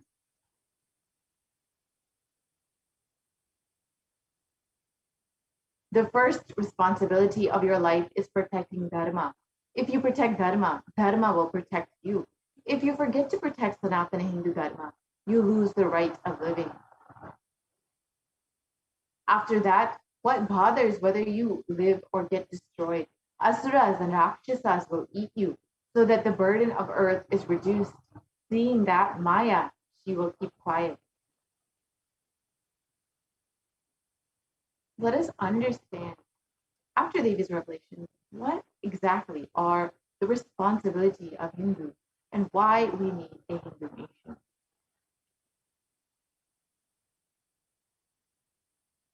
So Hinduism represents one of the most ancient yet most progressive indigenous spiritual traditions with an open framework network that stands for global peace, vegetarianism, nonviolence, yoga, worship of nature, temple-based living, manifesting spiritual powers, and the inherent divinity of every living being. The Hindu nations were ecosystems where more and more enlightened beings could be produced, so that enlightened civilization could be kept alive in the grit and its great gifts offered to the world. So let us look at the reference for Hindu nations from the Hindu scriptures. The Hindu nation ruled by Bhagavan Rama, the Rama Rajya, was described in the Valmiki Ramayana. There was no widows to lament, nor was there any danger from animals, nor any fear born of diseases. The world was bereft of thieves and robberies. No one felt worthless, nor did old people perform obsequies concerning youngsters. Every creature felt pleased. Everyone was intent on virtue, turning their eyes towards Rama alone. Creatures did not kill one another. And the description continues. People survived for thousands of years with thousands of their progeny, all free of illness and grief. The trees were bearing flowers and fruit regularly without any injury by pests or insects. The clouds were raining in time, and the wind was delightful to the touch. Every caste was performing their own duties, satisfied with their own work and bereft of any greed. People were intent on virtue and lived without telling lies. All the people were endowed with the excellent characteristics. All were engaged in virtue. So you can just see from the description the prosperity and abundance and happiness that the people of the Ram Rajya, the kingdom ruled by Rama, experienced, and in the Hastinapur kingdom ruled by Yudhishthira was described in the Srimad Mahabharata as Devas granted rain to fulfill all wants. The world became free of all diseases. There was no hunger or thirst anywhere. There was no mental suffering. There was no one. Those without livelihood were given livelihood. There was abundance all around. There was no worldly worries left for anyone, and there was no cause for fear either. Happiness on earth was in fact greater than in the heavens. And you can see again how beautiful this kingdom was. And the Hindu nations have contributed so much to humanity in the fields of enlightenment, health, medicine, art, science, technology, aviation, dance, music, clothes and jewelry, social systems, judicial systems, political systems, and legal systems.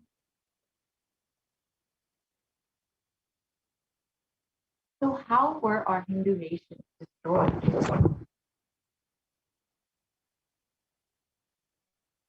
The first phase of destruction of the Hindu nation was the Islamic invasion between the 800s to the 1700 AD. And this was the physical destruction of the Hindu civilization.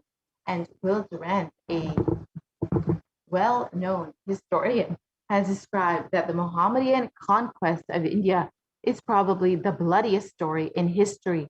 The Islamic historians and scholars have recorded with great glee and pride the slaughters of Hindus, forced conversions, abduction of Hindu women and children to slave markets, and the destruction of temples carried out by the warriors of Islam during the 800 to 1700 AD.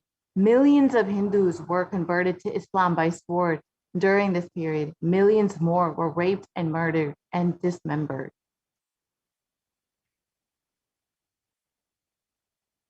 And in the Islamic law prescribed for Hindus, it describes that Hindus are like mud. If silver is demanded from them, they must with the greatest humility offer gold. If a Mohammedan desires to spit into a Hindu's mouth, the Hindu should open it wide for that purpose. God created the Hindus to be slaves for the Mohammedans. The Prophet hath ordained that if the Hindus do not accept Islam, they should be imprisoned, tortured, and finally put to death, and their property confiscated. To keep the Hindus in abasement is especially a religious duty, because they are the most inveterate enemies of the Prophet.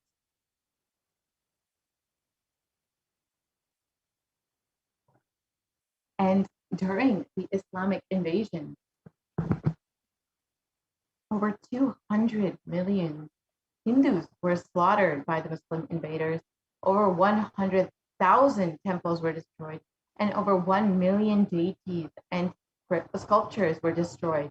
And the description of this invasion: the conquering armies burnt villages, devastated the land, plundered people's wealth, and took Brahmins and children and women of all classes captive, flagged with throngs of rawhide, carried a moving prison with them, and converted the prisoners into obsequious Turks.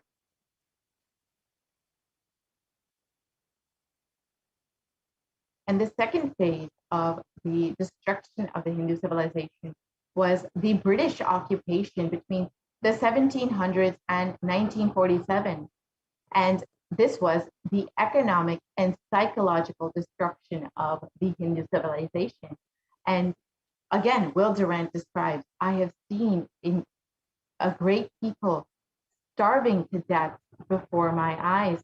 And I am convinced that this exhaustion and starvation are due not, as their beneficiaries claim, to overpopulation and superstition, but to the most sordid and criminal exploitation of one nation by another in all recorded history. And during the British occupation, the British Empire used all possible means to destroy Hindu civil and cultural institutions.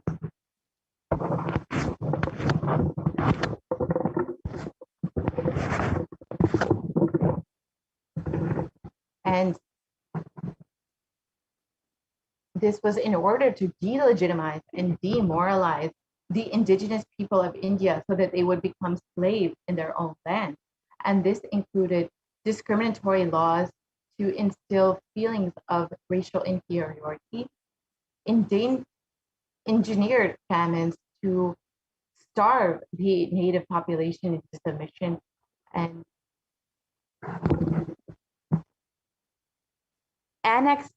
annexing Hindu kingdoms to undermine native rule, mistranslating Hindu scriptures to instill anti-Hindu narratives, destroying the indigenous Gurukul education system, and destroying the local industries and forcing importation of British goods. And finally, banning Indians from owning any firearms or producing any firearms. And during the British occupation, over $45 trillion was looted from the Indians. Over 45 million Hindus died due to artificial famines and imposed poverty, and over 6 180 native kingdoms were usurped by the British Raj. And the Indian Parliament member Sashi Thurur describes, sorry, we can go back to the last slide.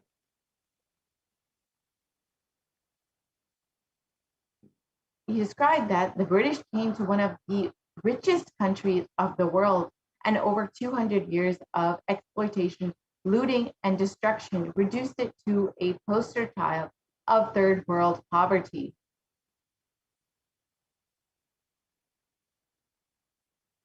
And the third phase was the secular India after independence, which is from 1947 to the present day. And this was ruled by brown faces, British attitudes, and policies toward Hindus.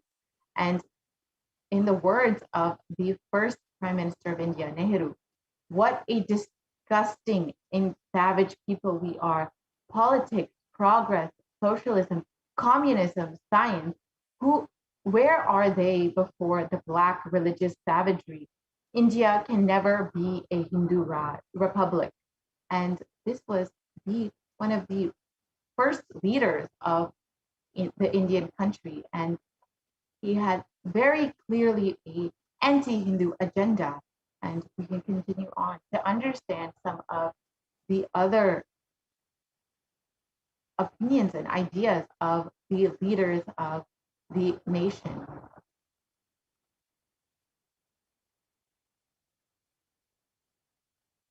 The first law minister and the principal architect of the Indian Constitution described that if Hindu Raj does become a fact, it will no doubt be the greatest calamity for the country. No matter what the Hindus say, Hinduism is a menace to liberty, equality, and fraternity. It is incompatible with democracy. Hindu Raj must be prevented at all costs. And though India was actually a secular nation, intended to be a secular nation, we can very clearly see that the leaders of the Indian nation, of the free Indian nation, were very much against the idea of Hinduism and against the Hindu traditional systems. And so, though secular India was created, it was a very negative ecosystem for Hindus.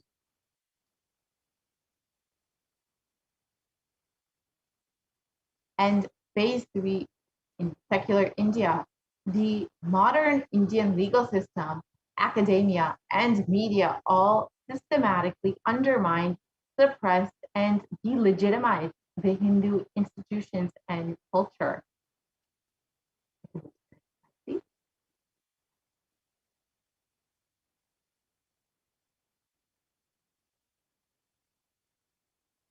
And the media narratives used stereotypes to demoralize Hindus.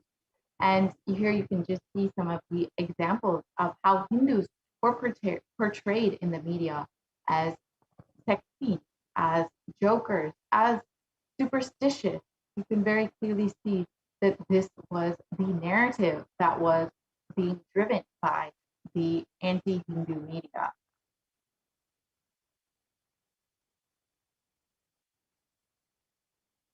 So let us understand why we need to revive the Hindu nation.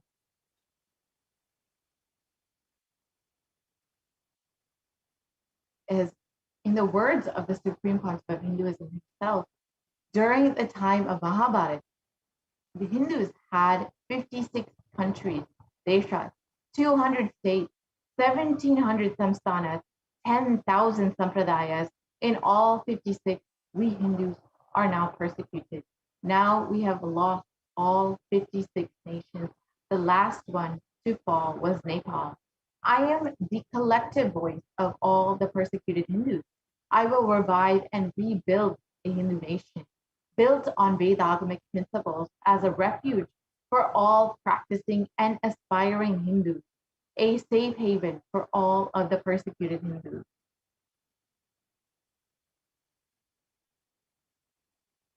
This revival of Kailasa, the Hindu nation, is for reviving this whole life of enlightened civilization and all the great things it has to offer to the world, bringing legitimacy to all the offerings Sanatana Hindu Dharma and sharing it with the whole world is the purpose of Kailasa, the Hindu nation.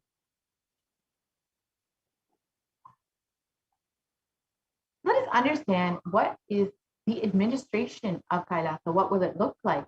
Kailasa is the revival of the cosmic constitution. Kailasa is the model nation of how enlightened civilization should be living and administered. Politics, judiciary, education, economy, everything will be revived as per Paramashiva, revealed as in the Vedagamas, the Sanatana Hindu Dharma scripture.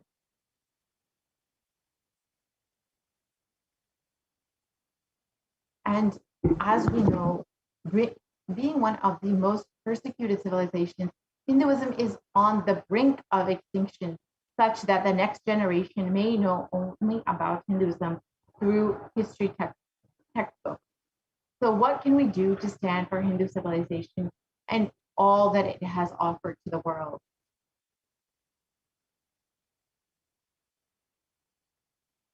Today, Hinduism is a political orphan. The preservation and restoration of Hinduism's spiritual and cultural heritage is impossible without a national identity. So what can we do to save Hinduism?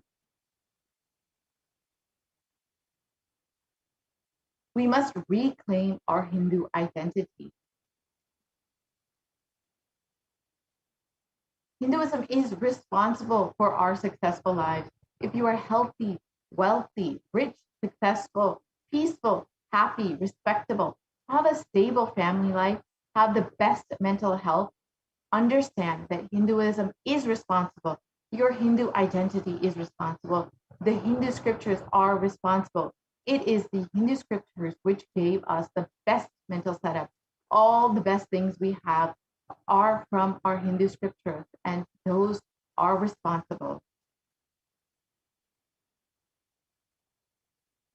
Hindus are one of the most richest and successful ethnic communities in the world.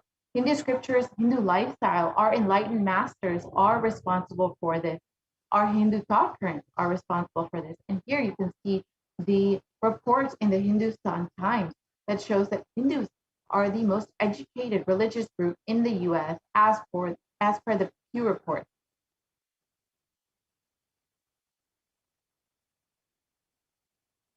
So let us reclaim our Hindu identity. It is not just the anti-Hindus being active that is responsible. It is the responsible Hindus being inactive that is responsible for this destruction of Hinduism. Let us now take the responsibility for Hinduism and let all the Hindus all over the world reclaim our Hindu identity. So let us understand the responsibility of Hindus, as Devi has revealed. It is the responsibility of Hindus to revive the enlightened civilization, to again and again give the gifts of the enlightened civilization to humanity. The revival of the enlightened civilization, the Kailasa, the Hindu nation, is the survival need of humanity. That is why Devi revealed that Hindus were blessed with the Hindu birth, the Uttama birth. So this is our responsibility to sustain and revive the enlightened civilization.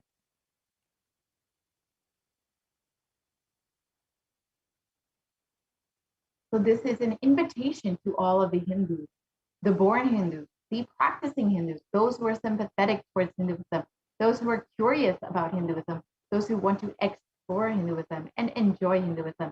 Please come and be a part of the revival.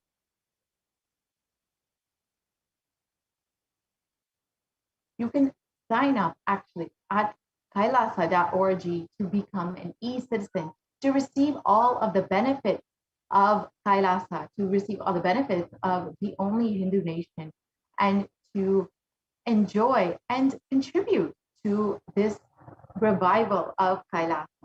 So you can sign up at kailasa.org to become an e-citizen and stay informed through all of our various social media platforms on Facebook, Instagram, Twitter, and YouTube. So now let us listen in the words of the Supreme Pontiff of Hinduism himself, why we need a Hindu nation, why humanity needs a Hindu nation right now. So let us listen to this video.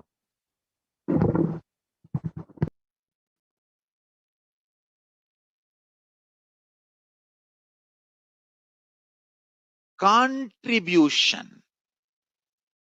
Hinduism, Veda Agamas have great things to contribute to the world. Like the great power manifestation science, the ancient culture and arts, the ancient lifestyle truths, the ancient medical practices and medicinal knowledge, the ancient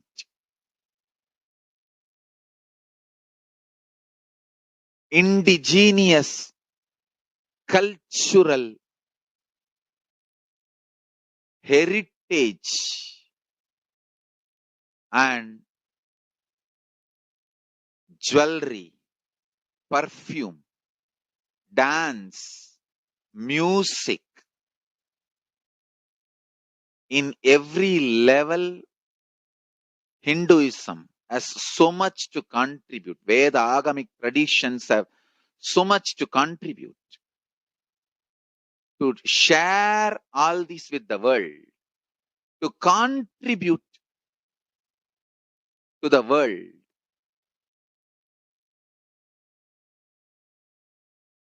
Hindus need to tell the world what they are contributing in every level. The brand of Hinduism itself is enriching and empowering and enlightening.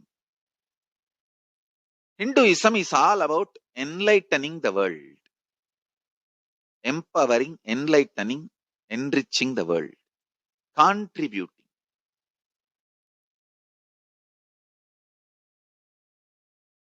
That is our spiritual life. That is our spiritual strength. That is our spiritual core principle.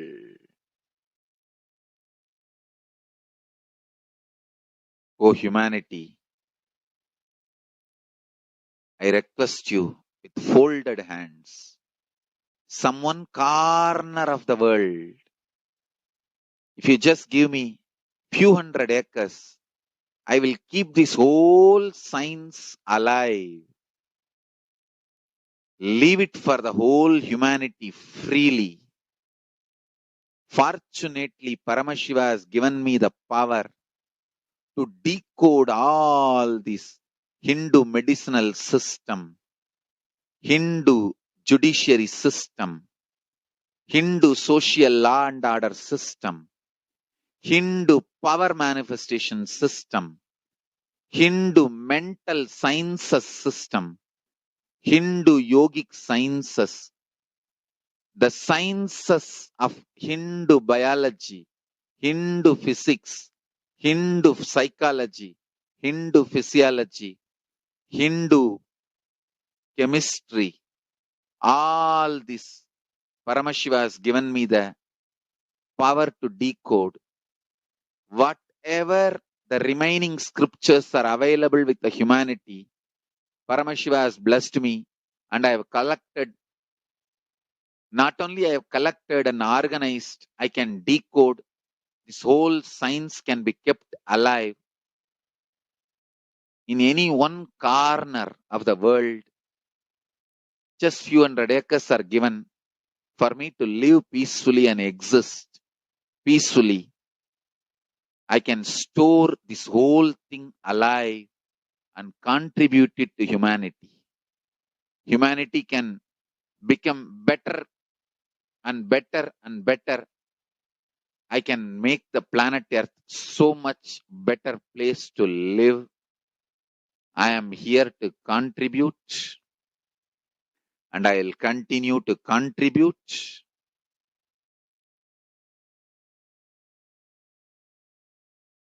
As long as I am allowed to live, I will contribute. I have collected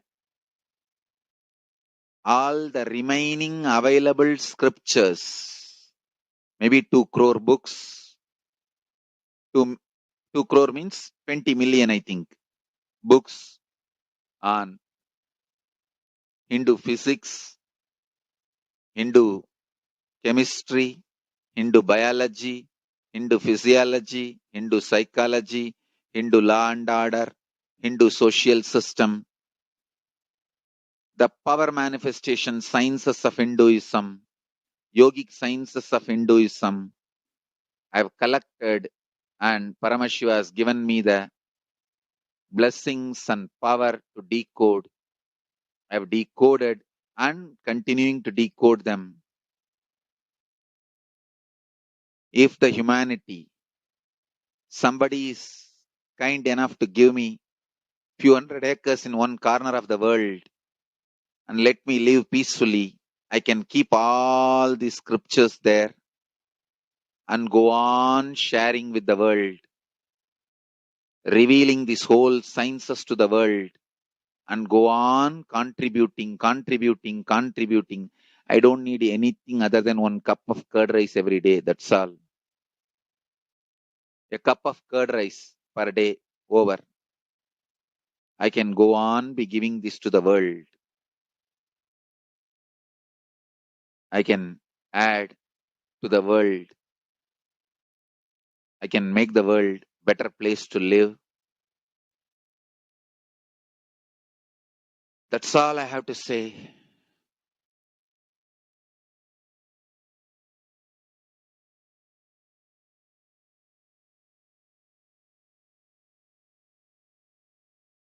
Thousands of medicines are described detail in ancient Siddha and Ayurvedic scriptures. Paramashiva has given me the power to decode them, read them, and properly translate and map them to the modern day human language. And I am ready to work 20 hours a day. I just need few hundred acres where I can sit peacefully and keep this library, run a Gurukul where thousands of people can learn this and share it with the world. Understand?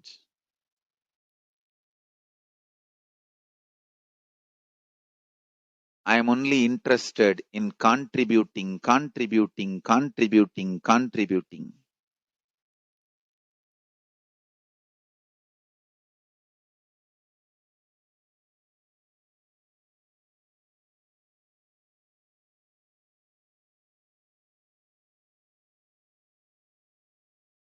If we can decode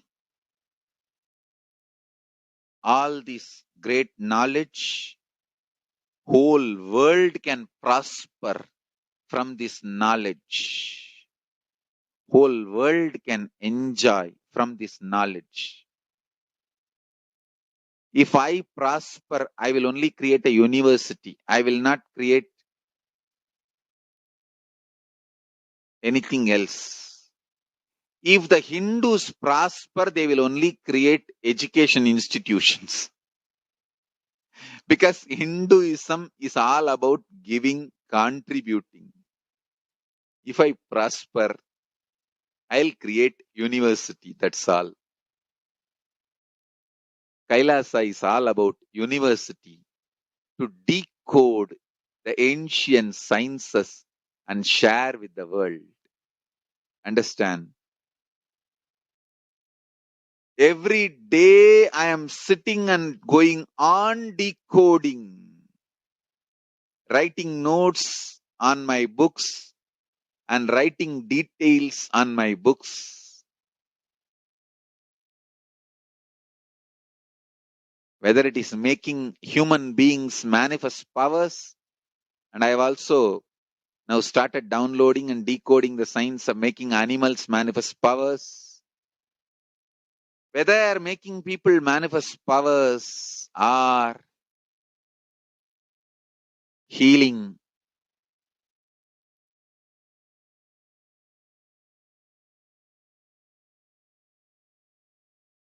in every level. Life is all about contribution, contribution, contribution.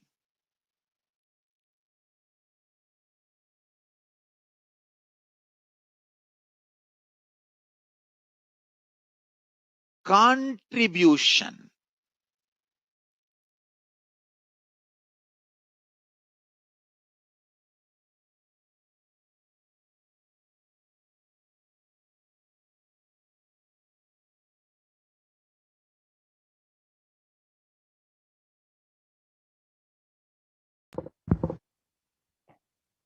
So now that we have understood why we need a hidden vision, why the revival of Kailasa is needed, let us enter into this next segment where we will understand some of the offerings that we can make to Devi Parashakti. We will, after receiving so much of guidance and blessings from Devi over the past several months, let us understand how we can show our gratitude for Devi, how we can receive her blessings and connect with Devi much more deeply. So we will be entering into this next segment where we will understand some of the offerings to Devi after a very quick break.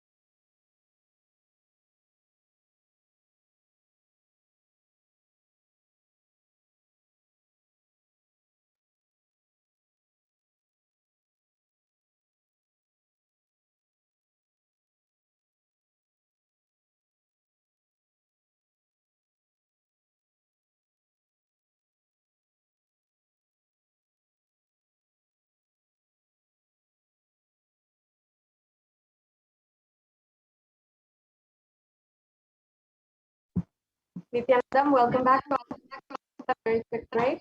This ends the segment, and I'm sure that each and everyone is eagerly awaiting a live Parashakti Akashic reading happening tonight at 8 p.m. Please make sure that you're staying tuned in, and we're getting ready for the Parashakti Akashic reading as well. You can get prepared your questions, whatever you want to ask to Devi Parashakti. And right now is a good time that we understand the various different offerings that you can make to Devi Parashakti. Let us now enter into this next segment. So in the Hindu tradition, whether it is our birthdays or our special occasions or anniversaries, when we are starting a new venture or we are buying a new home or we are even buying a new car, for every single occasion, we always offer to the divine a special ritual, and we invite them into our lives. We ask them to keep their presence in our lives, and we pray to them to continue their guidance, their protection, and their love. And ultimately, this is the way that we invite God into our lives. We request them to stay and invite their presence, and we literally practice the presence of God. And that is actually the science of living enlightenment, living in that constant space of enlightenment.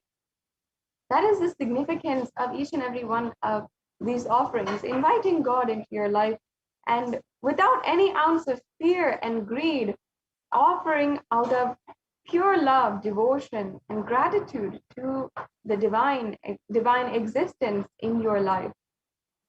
That beautiful significance is why we make these offerings.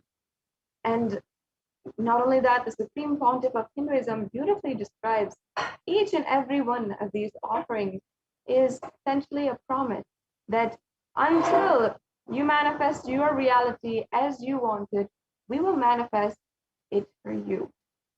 So now let's enter into this segment on the various different offerings that are there. You'll see we have an array of offerings, something that you can pick and that will pique your interest and will ultimately help you manifest your reality as you want it. Let us now first chant the Dhyana Shloka for Devi Parashakti.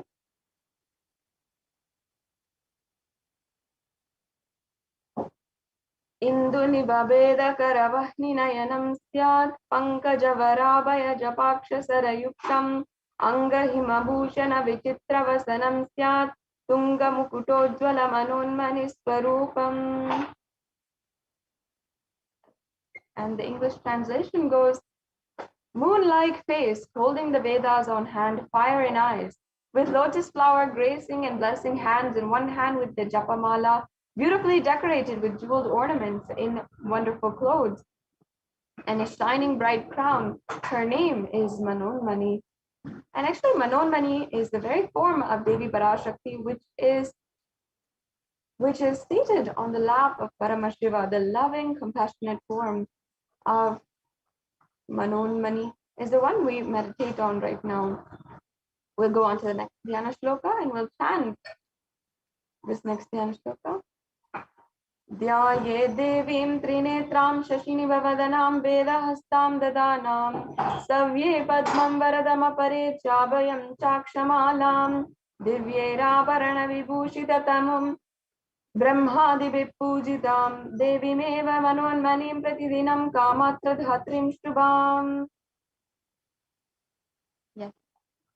And the English translation means, I meditate on Devi with 3 eyes, glowing like a moon when holding the Vedas, the lotus embracing and blessing hand. She is wearing beautiful ornaments. She is worshipped by Brahma and other many gods and showers auspicious boons for all actions every day.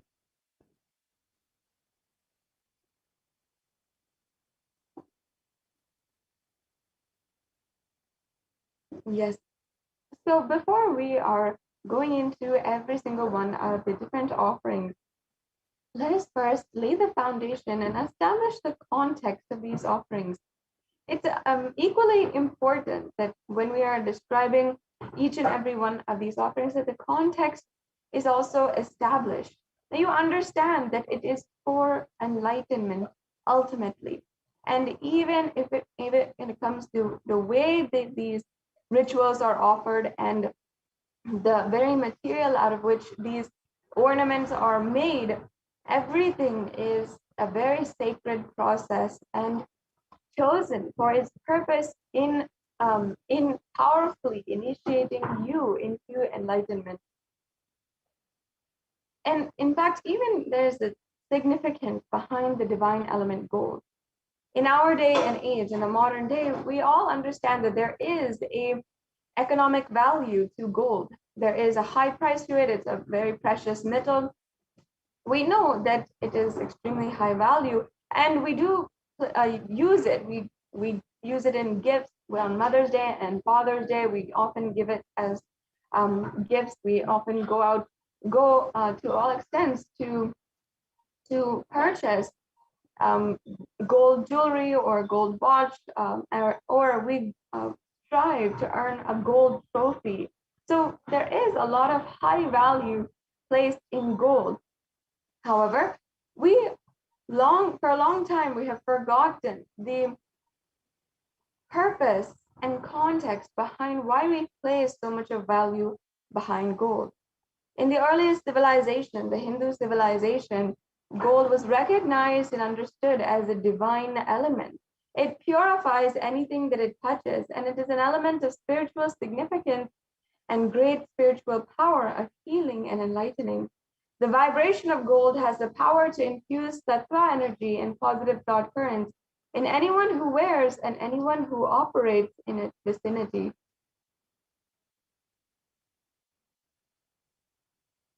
Gold is present in all scriptures, the agamas, the shrutis, the itihasas, the puranas, the smritis, in so many different scriptures. And in all the Hindu scriptures, it is abundantly displayed that gold is the most auspicious and purest metal, which purifies even the very being.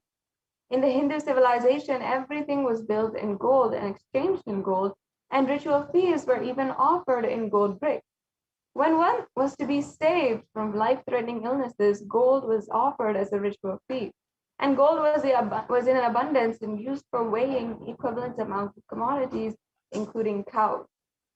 And kingdoms were built with huge doors of gold. The streets would have huge columns and huge archways made of gold. And horses and cows were also dressed in gold.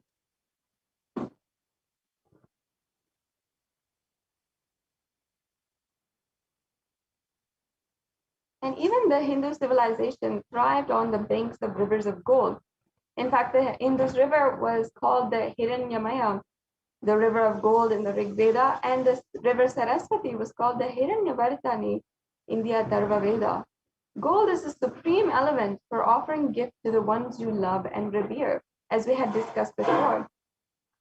But as you can see, it is even more playing a sacred role in making an offering to the divine. And in Sanatana Hindu Dharma, we recognize this and we ensured that it is applied in all the different various aspects of the temple ecosystem. That's why even temples were built in gold and paved in gold, and deities are made in gold and decked and adorned in gold, because it preserves the enlightenment energy for thousands of years. It literally lasts forever.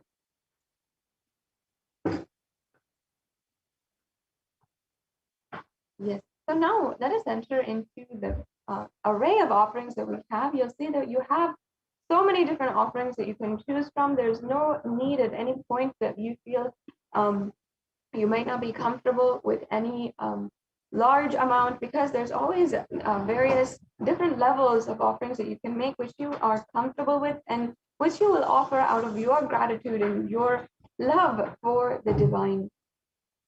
And let us now enter into the E-Hundi offering. This is the first offering that we have available for each and every one of you today.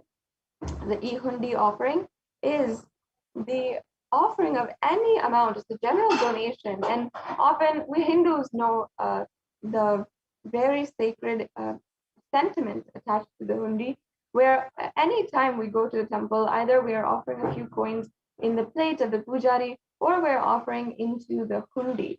And it's always just a sacred sentiment where we are simply offering whatever amount that we want at the feet of the divine, requesting them to and offering our pure devotion, and that's all. And in fact, in the Lalita Sahasranamam, Devi Parashakti is described as the adorer of devotion. And in this verse, it literally describes how she is the adorer of devotion. And now we're chanting the verse. Bhakti Priya, Bhakti Gamya, Bhakti Vashya Bhayapaha, Shambhavi Sharadaradhya Sharvani Sharmadaini. The translation means Devi is fond of true devotion and is realized through true devotion. She can be won over through true devotion, and she removes all fears. So just with this offering of pure devotion, she can remove all the fears, and she doesn't ask for anything else as well. She simply removes anything, all the fears that you feel in your life.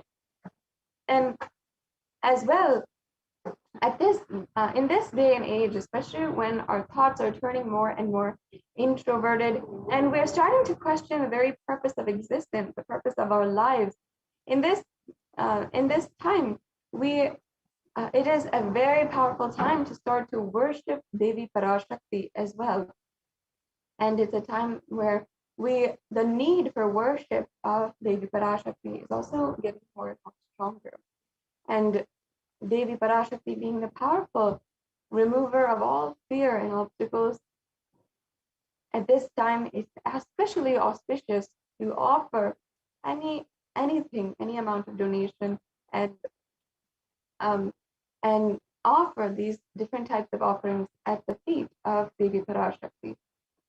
Yes, let's go on to the next offering, which is this Sankalpa chanting. The Sankalpa chanting is essentially the chanting of the Sankalpa mantra. Sankalpa mantra is a very powerful, elaborate mantra which is chanted before every ritual. For every ritual, this Sankalpa is chanted, declaring the conscious resolution, essentially the purpose for which we are doing this ritual, and ultimately declaring the purpose of our lives, declaring the purpose of the higher reality we're working towards achieving. That is the Sankalpa mantra, and embedded within the lines of the Sankalpa mantra are very sacred chants and healing prayers for manifesting Shaktis, for going beyond fear, greed, and lust, for literally living oneness with the avatar. And it's a very powerful mantra that can cause your reality and literally be a catalyst for your reality as you want it to happen in your life. And here there is a verse from Devi Mahatmyam chapter 12 verse 34, where the translation goes, the goddess enchants this universe, and she herself gives birth to this universe. The goddess, being prayed without interest in anything, gives that knowledge that leads to salvation and gives wealth in the materialistic sense. As you can see here, it is described that Devi Parashakti gives everything without any conditions, without any vested interest. She simply gives and makes it happen in your life the way that you want it. Yes, and the next slide. The next offering is the Sahasranama Swarnakasu. And in this is an ode and tribute to Devi Parashakti, who is named as Nama Parayana Prita, meaning she who likes the repetition of her various names. And this is not without any purpose or without significant context and meaning, actually. This is an offering of the 1008 names of Devi Parashakti, and it's a special and unique archana offered to the Mahameru of Devi Parashakti. And the chanting of the gods and goddesses, the names of the gods and goddesses, is actually a very powerful sadhana or spiritual practice recognized in Hinduism. And also there's a lot of research that is ongoing on the chanting of names, chanting of the names and the sacred vibrations of the Sanskrit mantras.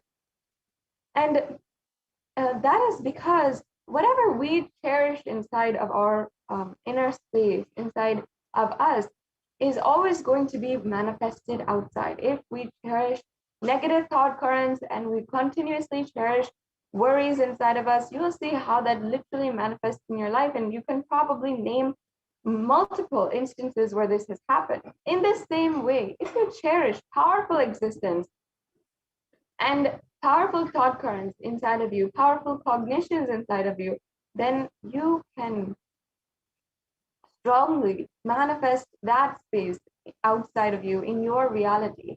That is the science behind the japa. We can literally manifest all the Ananta Kalyana gunas of Devi Parashakti, which are chanted during the Lalita Sahasranamam in our lives, and we can manifest the oneness with each and every one of these qualities of Devi Parashakti and radiate these qualities of Devi Parashakti with this offering. So yes, let's go on to the next offering. This next offering is the Mukta Anguti, the finger ring with the pearl. And there's a beautiful verse from the Meenakshi Pancharatnam where Devi Parashakti is described as adorned in pearls. And now I'll be chanting that verse. Mukta Haranala Kiritaruchiram Purnendu Vaktra Prabham Chinchannu Purikin Kini Manitaram Padma Prabhavasuram Sarvabhita Palapradam Giri Sutam Vani Rama Sevitam Meenakshim Pranatosmi Santatamaham Karunyavaram Nidhim. Yes. And the translation goes, I bow down to the goddess Meenakshi, whose crown has garlands of pearls and face shining like a full moon, who wears anklets that are studded with gemstones and has small bells, who is shining like the splendor of the lotus and who grants all the wishes, the daughter of the mountain, who is worshipped by goddess Vani and Rama. I remain ever bowing to the goddess Meenakshi, the ocean of compassion. And here she is described as the ocean of compassion. And symbolically in Hinduism, the pearl is actually associated with compassion. It's a symbol for compassion. That's why Devi Parashakti, in her incarnation as Devi Meenakshi, is adorned in pearls. So she will literally bestow all of the compassion on all of her compassion on you, and you can be successful in all of your endeavors. Manifest the space of Kailasa just as Meenakshi did on planet Earth with her blessings in this offering. Yes, let's go on to the next slide. The next offering is the Swarna Padma Pushpa, the golden lotus. And it says in the Kamikagma that all the kalashas should be wound around with suitable thread and covered with new cloth, and they should be adorned with the lotus flower made of gold. So this is a reference for the offering of lotus flower made of gold, directly ordained by Paramashiva himself. And there are so many different scriptural references, hundreds, in fact, of the lotus being used in the worship of Paramashiva. It's not just the lotus flower, but also the lotus stem, the lotus pericarp, the lotus flowers. So much is all the parts of the lotus is used in the worship of Paramashiva. And it's a very significant, thing to offer because it is itself considered as divine. It has that divine resilience and divine radiance that is very much associated to the lotus only. That's why in Hindu scriptures, in Hindu arts and architecture, the lotus is literally used everywhere. And it is considered divine because of its quality to retain its elegance and resilience despite any adverse situation that it might be in. For example, being in polluted waters, You can even Google and look up the way that the lotus is able to be elegant, divine, even in all different kinds of situations. Yes, we can go on to the next slide. So you can offer this golden lotus, the Swarna Padma Pushpa, in any size and be blessed to have the state-based powers and being of Devi Parashakti in your inner space amidst any and every adverse situation in your life.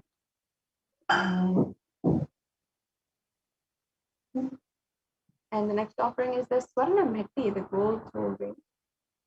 The toe ring has another significance in Sanatana Hindu Dharma because it is used to adorn the feet of Devi Parashakti. And even all of the Hindu women upon their marriage are also adorned with this toe ring because literally Devi Parashakti is invoked in the married woman upon her marriage. And in the ritual, she is adorned with this toe ring. And Devi Parashakti herself is worshipped. Her very toes are actually worshipped and described in this following verse. And the power of even her very toenails is described in this verse that I'll now be chanting. Nakhadiditi samjana namajjana tamo guna padadvaya prabha jala parakrita saroruha. And the translation goes, you whose brightness from toenails destroys the darkness of ignorance from the minds of your devotees who prostrate at your feet, you whose brightness from your 2 feet overpowers that of the lotus flower. So, as you can see, there's such a beautiful significance. Just the toenails of Devi Parashakti need not the grace of the whole foot itself. Just her toenails is enough. You can literally be enlightened then and there itself. So you can offer this toe ring to Devi, adorning her sacred feet, to be in constant gratitude for receiving her blessings and live powerfully, even in the most difficult aspects of your life.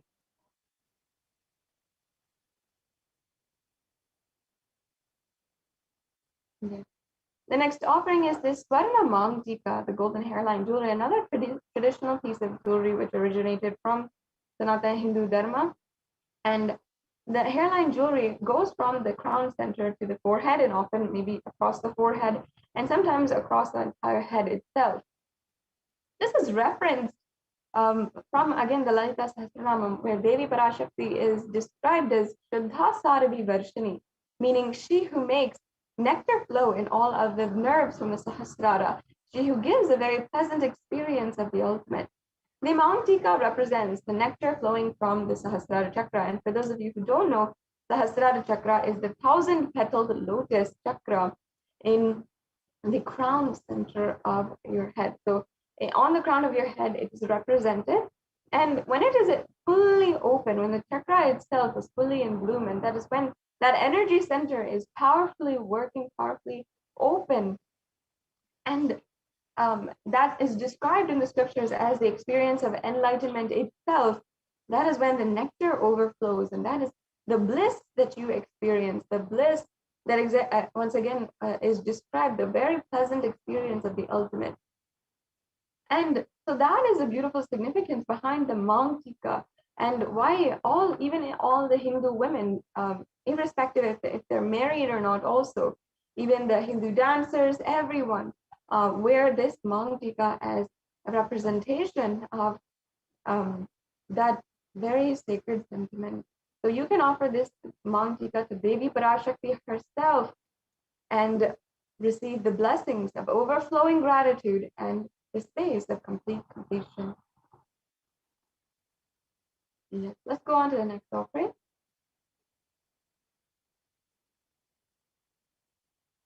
The next offering is the Pratyaksha Pada Puja. The Pratyaksha Pada Puja is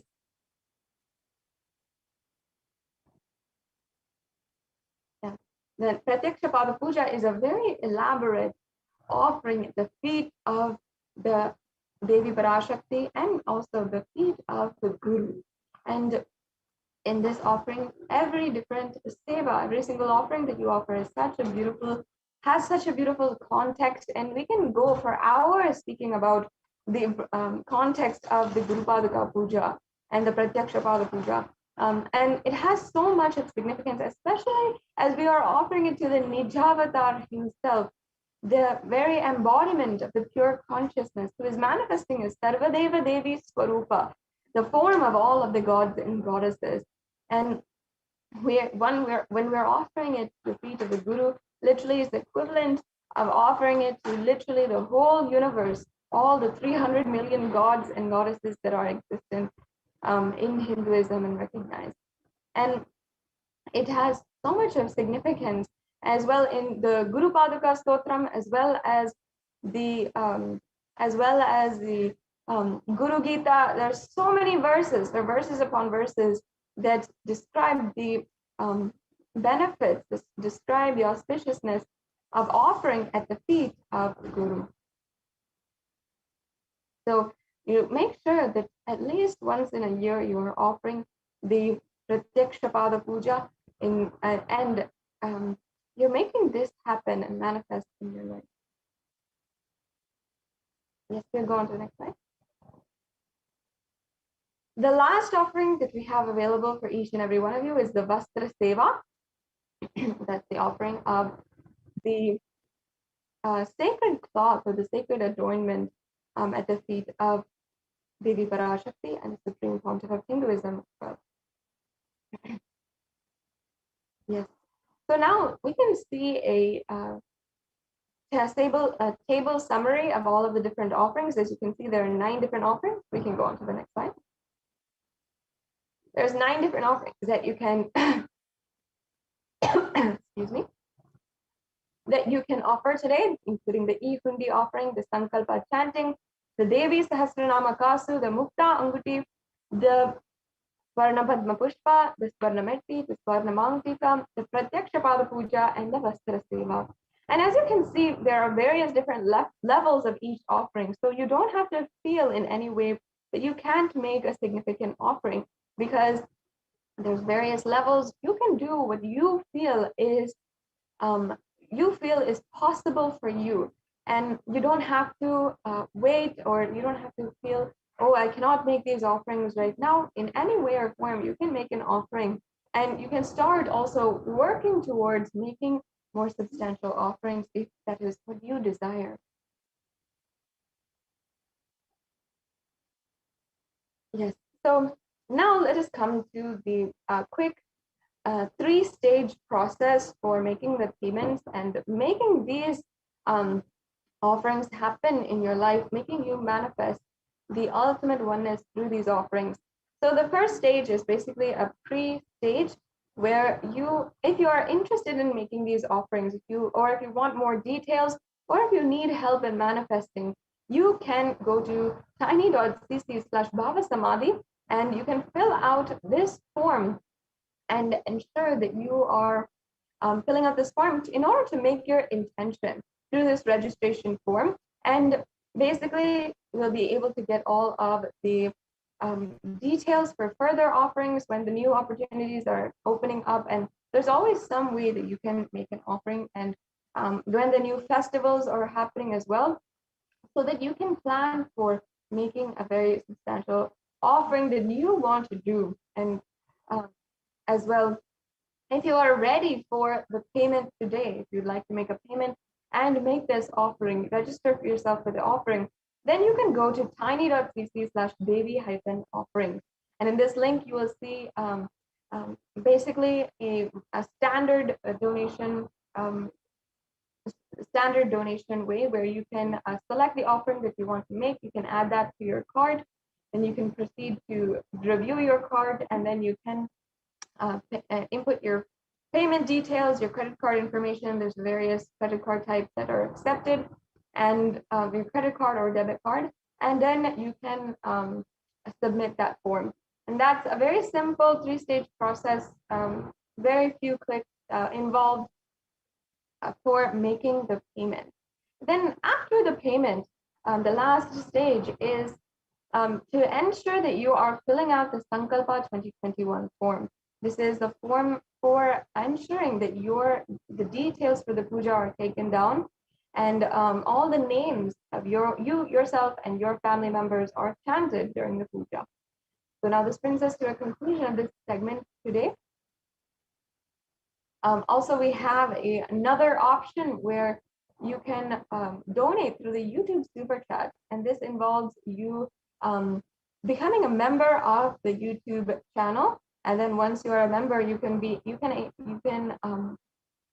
donate through the YouTube Super Chat, a very unique feature of the YouTube Super Chat. Sorry, YouTube Now, where you can make a donation to any live event. So that's also an option that you can make. You can make the e-hundi donation, where you can offer any amount just through the YouTube Super Chat. So now we're come time to the end of this segment, and we will be moving on to the next segment in today's program after a very quick break.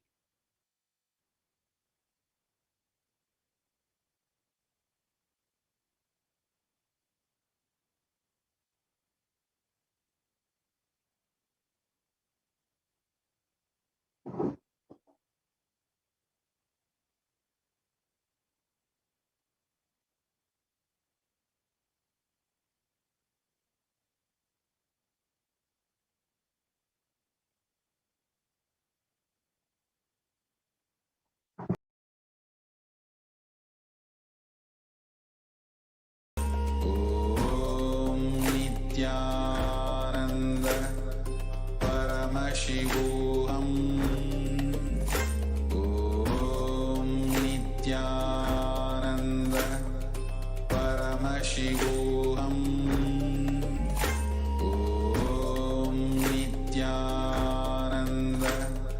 Paramashivoham. Om Nithyananda Paramashivoham. Om Nithyananda Paramashivoham. What I mean by the word Kailasa, listen intensely. Enlightenment ecosystem, literally enlightenment itself, in your own home, wherever you are. If you cannot come to Kailasa, it's okay. Kailasa can come to you. Kailasa coming to you is Kailasa.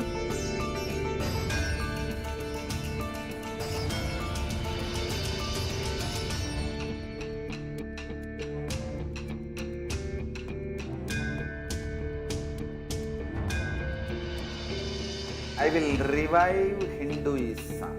I am a Hindu revivalist, not by any revolution, but by evolution.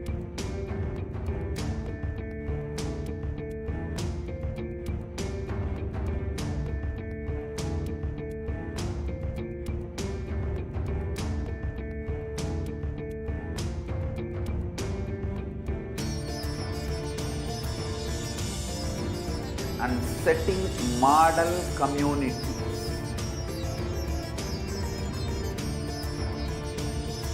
Kailasas, enlightenment ecosystems, Sarvanya Pitas all over the world.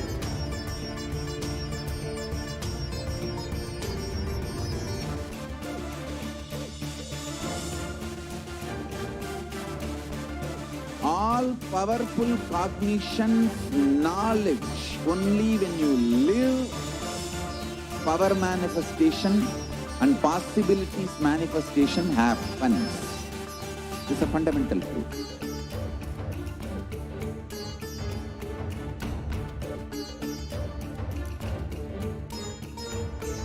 Hinduism cannot live exclusively as one sampradaya. No. All sampradayas of Hinduism is an ecosystem.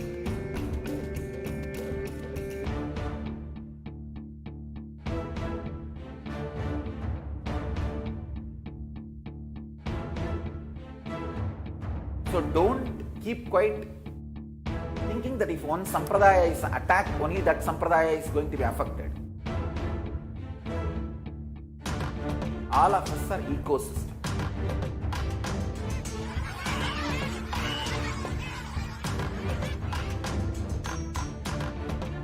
I invite all of you to get involved and enjoy Hinduism by the principle of Dharmo Rakshati Rakshitaha. When you protect Dharma, Dharma protects you. We will make the whole planet flourish spiritually. The spiritual prosperity will happen to the whole planet. We all have to coexist together.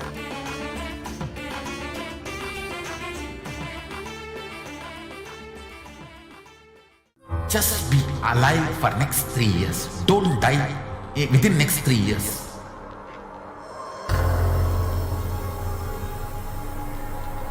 Just don't die within next 3 years. Be alive. Somehow be alive.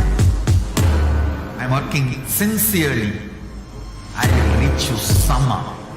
Somehow I will reach you. It's my commitment to humanity.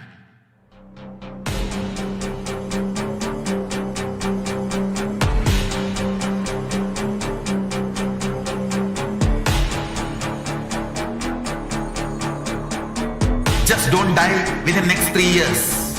I will reach you wherever you are, whichever corner of the world you may be. I will reach you with enlightenment. You manifesting the space, state, powers, being Paramashivoham. It is possible, and it is possible for you.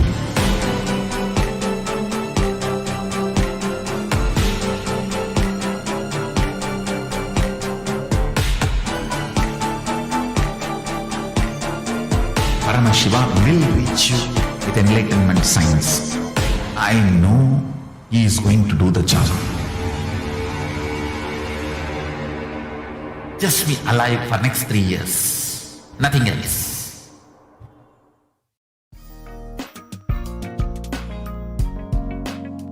We get you health. We get you ability to build beautiful relationships in your life. We get you direct spiritual support, and we make sure you become wealthy.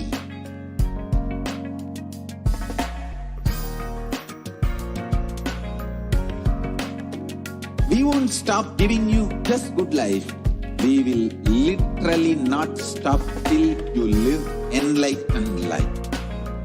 Manifesting the state of Paramashiva, space of Paramashiva, powers of Paramashiva, being of Paramashiva.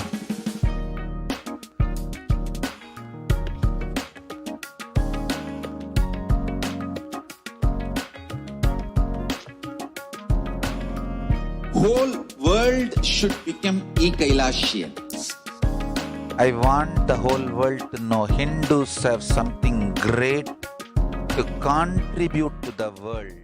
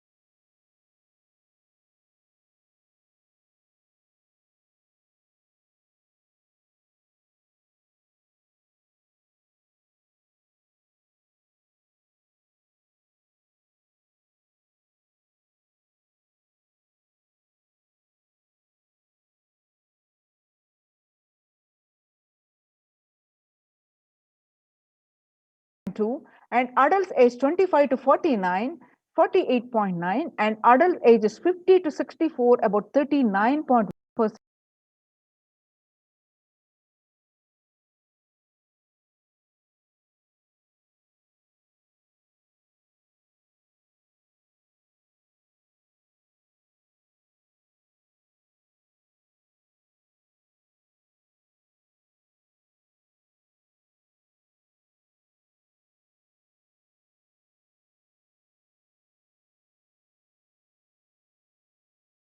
They are discouraged, and 19% say they are distracted, and 17% say they are depressed.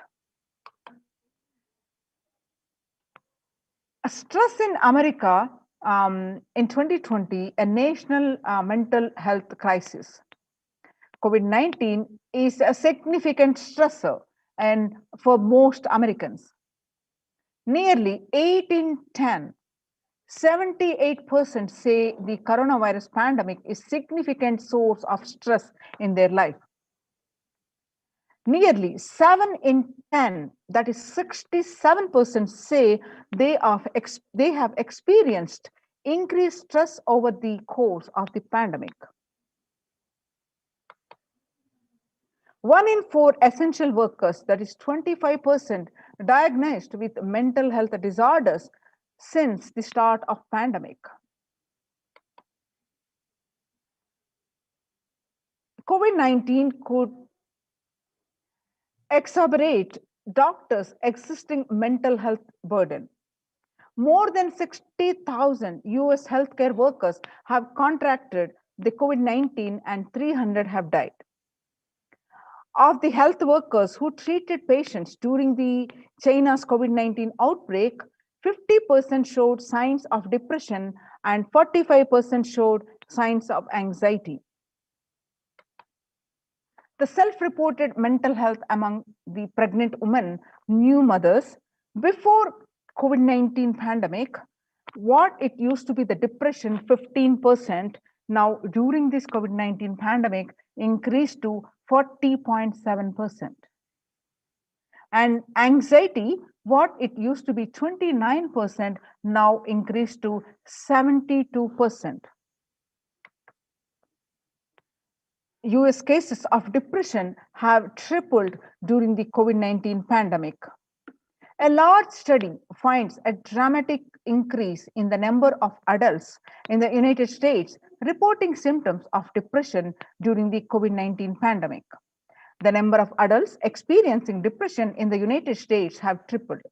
According to a major study, researchers estimate that more than 1 in 4 US adults now report experiencing symptoms of depression. Before the pandemic, 8.5% of US adults reported during being depressed. That number has risen to 27.8% as the country struggles with COVID-19.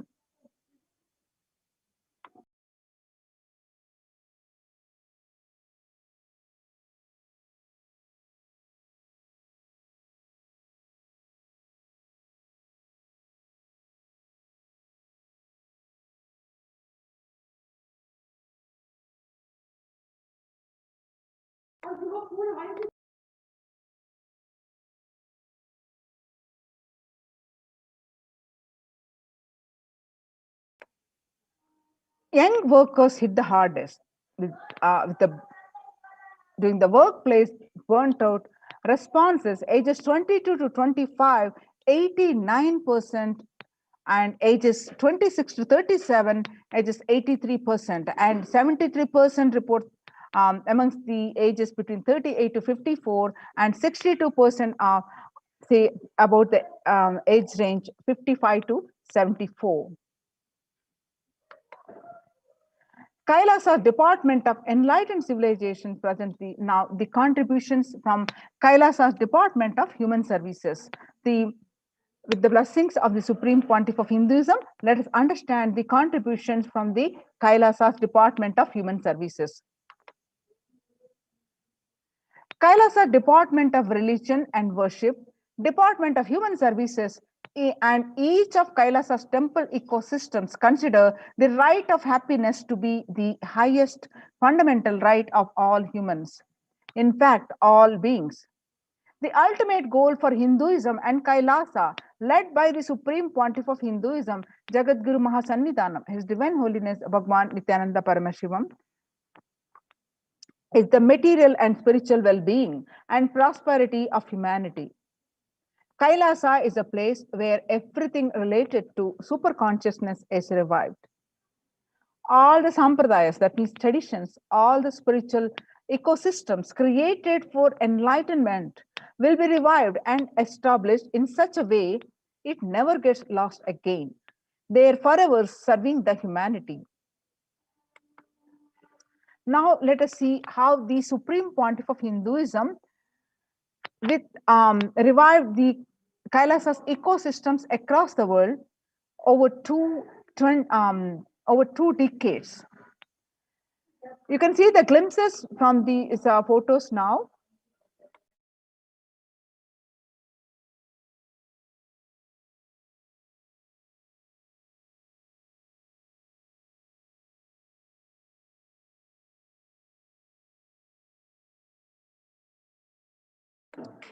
You can see the pictures of they are taken on 21st October 2006, following the meditation under the sacred banyan tree in Adi Kailasa. The peacekeepers of Kailasa, along with children of the Nithyananda Gurukul, celebrate the auspicious occasion of Diwali.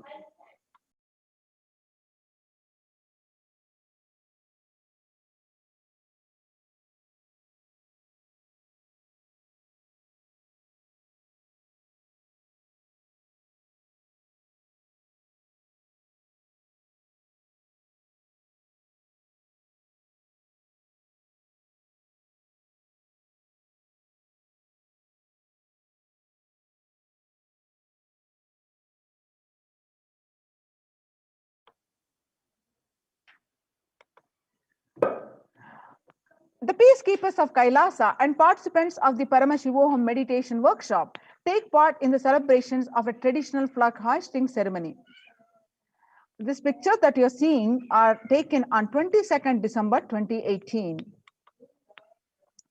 The Supreme Pontiff of Hinduism conducting the Nithyananda Spurana Convention, which is also called the Life Bliss Program Level 2, a meditation workshop on 14th December 2006. You can see the Supreme Pontiff of Hinduism himself conducting for thousands of people.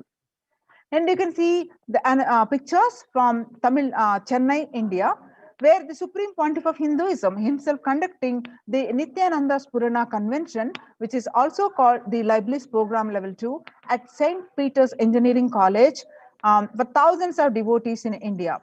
This picture is taken on 17th December 2006. The peacekeepers of Kailasa and the Supreme Pontiff of Hinduism embark on the Himalayan Yatra, the traditional sacred pilgrimage to the Himalayan mountains and up to the river Ganga. This picture is taken on 26th May 2006. The picture that you are seeing where the Supreme Pontiff of Hinduism welcoming the thousands of devotees and a procession and after a temple celebration. This picture is taken on 20 December 2011. The temple ecosystem of Tiruvannamalai serves as the driving factor in maintaining the lifestyle of health, wealth, and well-being for the citizens of Tiruvannamalai, one of the remaining living temple ecosystems. The beautiful pictures that you are seeing here are the peacekeepers of Kailasa and participants of the Paramashivoham meditation workshop take part in the morning meditation, the traditional puja, and ritualistic worship. This picture is taken on 31st December 2018. The peacekeepers of Kailasa, led by the Supreme Pontiff of Hinduism, take part in Karaseva. The pictures that you are seeing where the Supreme Pontiff of Hinduism demonstrating by example the voluntary contribution of the physical service is Karaseva towards the cleaning or construction of the sacred Hindu temple. Now you can see the Kailasa's ecosystems around the world, where thousands of the ecosystems spread across the continents, the Kailasa's ecosystems established by the Supreme Pontiff of Hinduism.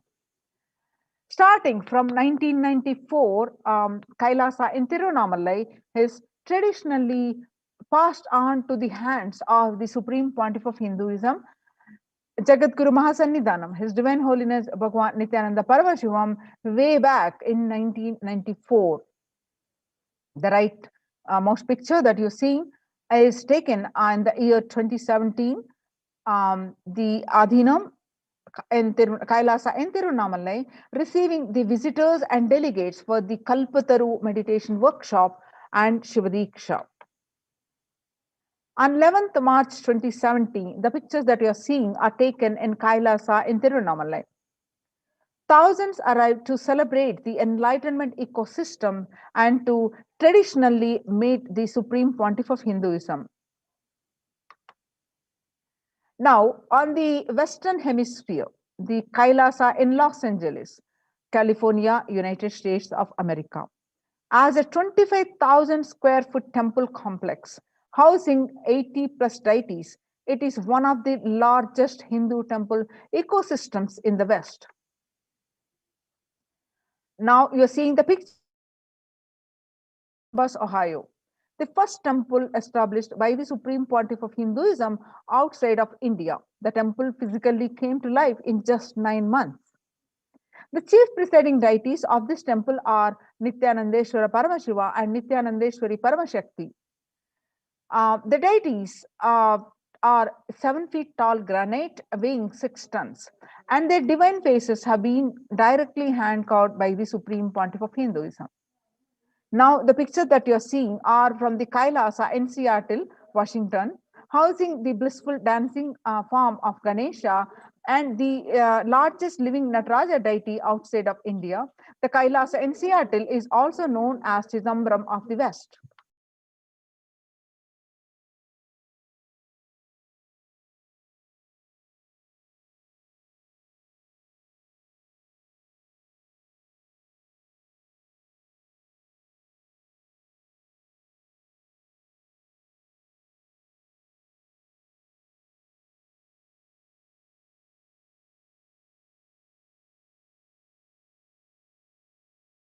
Now you're seeing the pictures are from Kailasa in San Jose, California. Inaugurated in 2009, Kailasa in San Jose radiates the energy of the Madurai Meenakshi temple. The temple presiding deities of the chief presiding deities of this temple are Devi Meenakshi and the Paramashivalinga and the Nithyanandeshwara Paramashiva and Devi Nithyanandeshwari Paramashakti, which have been created, installed and energized by the Supreme Pontiff of Hinduism himself. Now you're seeing the pictures are from St. Kailasa in St. Louis, Missouri. Alongside the Shivalinga and the Nithyananda Ganesha, Kailasa in St. Louis carries the energy of the Tirumala Tirupati of South India and houses one of the tallest Venkateshwara deities in North America. Along with his consorts Sri Devi and Bhudevi, the beautiful landscape nestled among the woods and rolling hills of Missouri stretches for 20 acres. Now you're seeing the pictures are from Kailasa in Phoenix, Arizona, home to over 21 deities and with a temple structure of 2,500 square feet. Kailasa in Phoenix has been directly established by the Supreme Pontiff of Hinduism, Bhagwan Nithyananda Paramashivam, serving as an energy field of worship, meditation and celebration for over 7 years. Now we are seeing the pictures are from Kailasa in Houston, Texas, United States of America. Formally inaugurated in 2007, the Supreme Pontiff of Hinduism has declared Kailasa in Houston as a Parihara Sthala for all the Navagraha doshas. The Parihara Sthala is a place where the space which all the ill effects of the 9 celestial bodies are removed.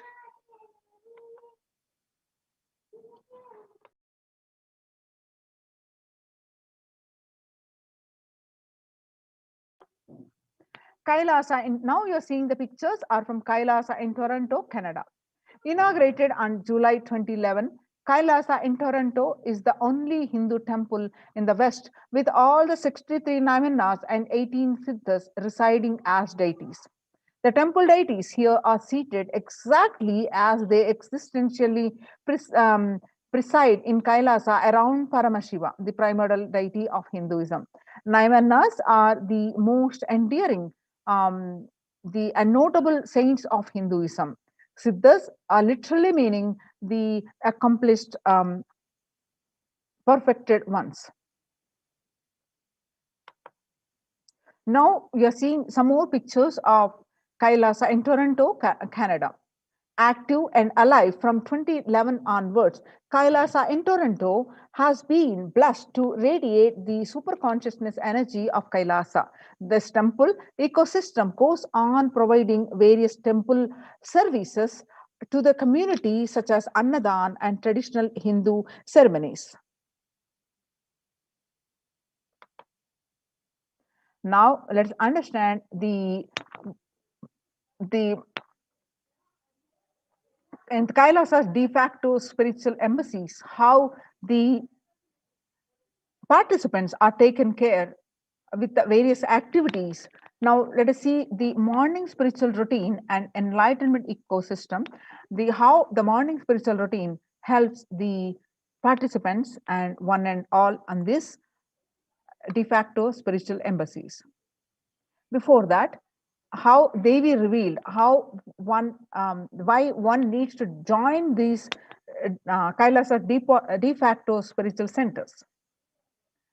On 12th May 2021, Devi revealed to the Supreme Pontiff of Hinduism that I came as Nija Avatar. I am blessing you. Listen, people, listen. To do good to all of you, I have taken the form of Nithyananda and came down as the Nija Avatar. People of India, listen, carefully listen. Time after time, Bharatam is Jnana Bhumi, where enlightened beings comes.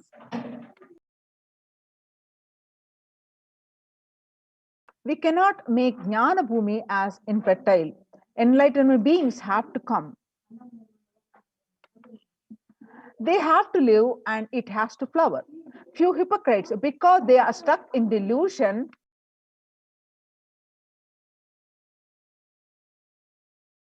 we cannot sacrifice the world.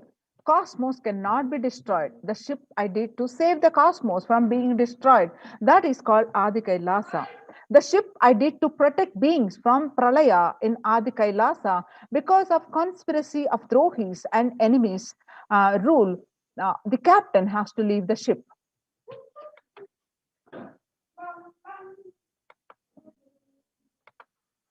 They have to live, it has to flower. The few hypocrites, because they are stuck in delusion, we cannot sacrifice the world. Cosmos cannot be destroyed. The ship I did to save the cosmos from being destroyed, that is called Adi Kailasa. The ship I did to protect beings from Pralaya is Adi Kailasa. Because of conspiracy of Drohis and enemies rule, the captain has to leave the ship. Before 12 years, knowing the great deluge that is going to happen, all Aushadas by this Guru Purnima, that Jnana Rasavadam, Navapashana is going to flower. Allow people to come and take dip in Navapashana flower. People, whoever comes and dip in Vaidya Sarovar, they will not have death. They will not have corona. Crores and crores of people will come in time. Every day they will take a dip in the Ananda Lingam. On 30th May 2021, Devi continued to reveal that listen well to my words. For India, I may ship as protection the Nithyananda Navapashana Lingam in Vaidya Sarovar. Go to Adi Kailasa, O Indians, listen. All those regretting losing Nithyananda Nija Avatara without confusion and without talking just as a lip service, go to Adi Kailasa.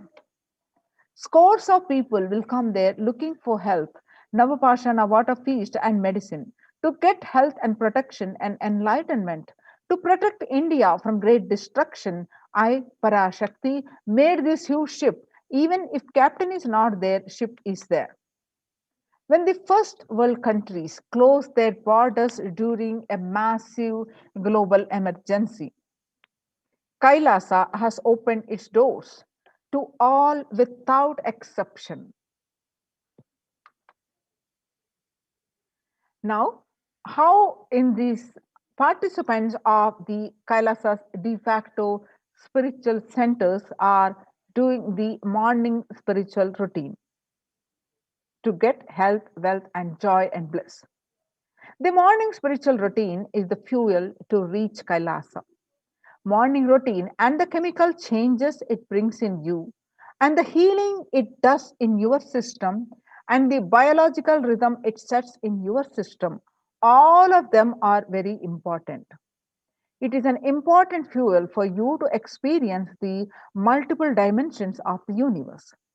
The spiritual routine and integrity to spiritual routine initiations are completely private, personal between you and me. The members of Kailasa's Protective, Preventive, Multi-Layered Quarantine Initiative take part every day in the morning spiritual routine here in Adi Kailasa Sarvajna Peetham. The morning spiritual routine consists of the Nithyananda Yoga, the Panchakriya, Nitya Pratyaksha Paduka Puja, Kashayam, the herbal drinks, and the Nitya Satsang by the Supreme Pontiff of Hinduism.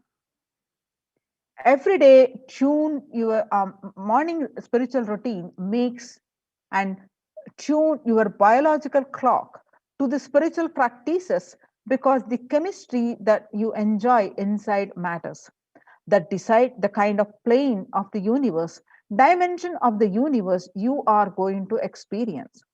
Kailasa or Patala. Kailasa is the place where Paramashiva resides, the highest abode, and Patala is the lowest abode where demons live. Swarga or Naraka. Swarga is the heaven and Naraka is the hell. Morning spiritual routine is the direct path to Kailasa. The Supreme Pontiff of Hinduism says the persons who is in love will wait to spend time with the beloved. If you are a seeker, you will be waiting for these 5 hours every day, because that is the time you get near what you are seeking. A person who is in love will be waiting to spend time with the beloved. A person who is seeking will be waiting to spend this 4 hours, because this is the time you get closest to what you are seeking. Your seeking takes shape into the system. When your beloved comes near you, if you are tired and love is gone and dead. During this morning 4 hours, if you are bored, your seeking is dead and gone. You need to thorough overhauling inside you, and you need to ask yourself that, and you need to question many of your answers. You need to bring pure questioning back to your life. The morning everyday yoga, when you do the yoga, you experience your entire body becoming Amrita Sharira. The Amrita is the nectar and the Sharira is the body. So Amrita Sharira is the body filled with the nectar. It becomes an ecstatic body just by the air, without any external touch.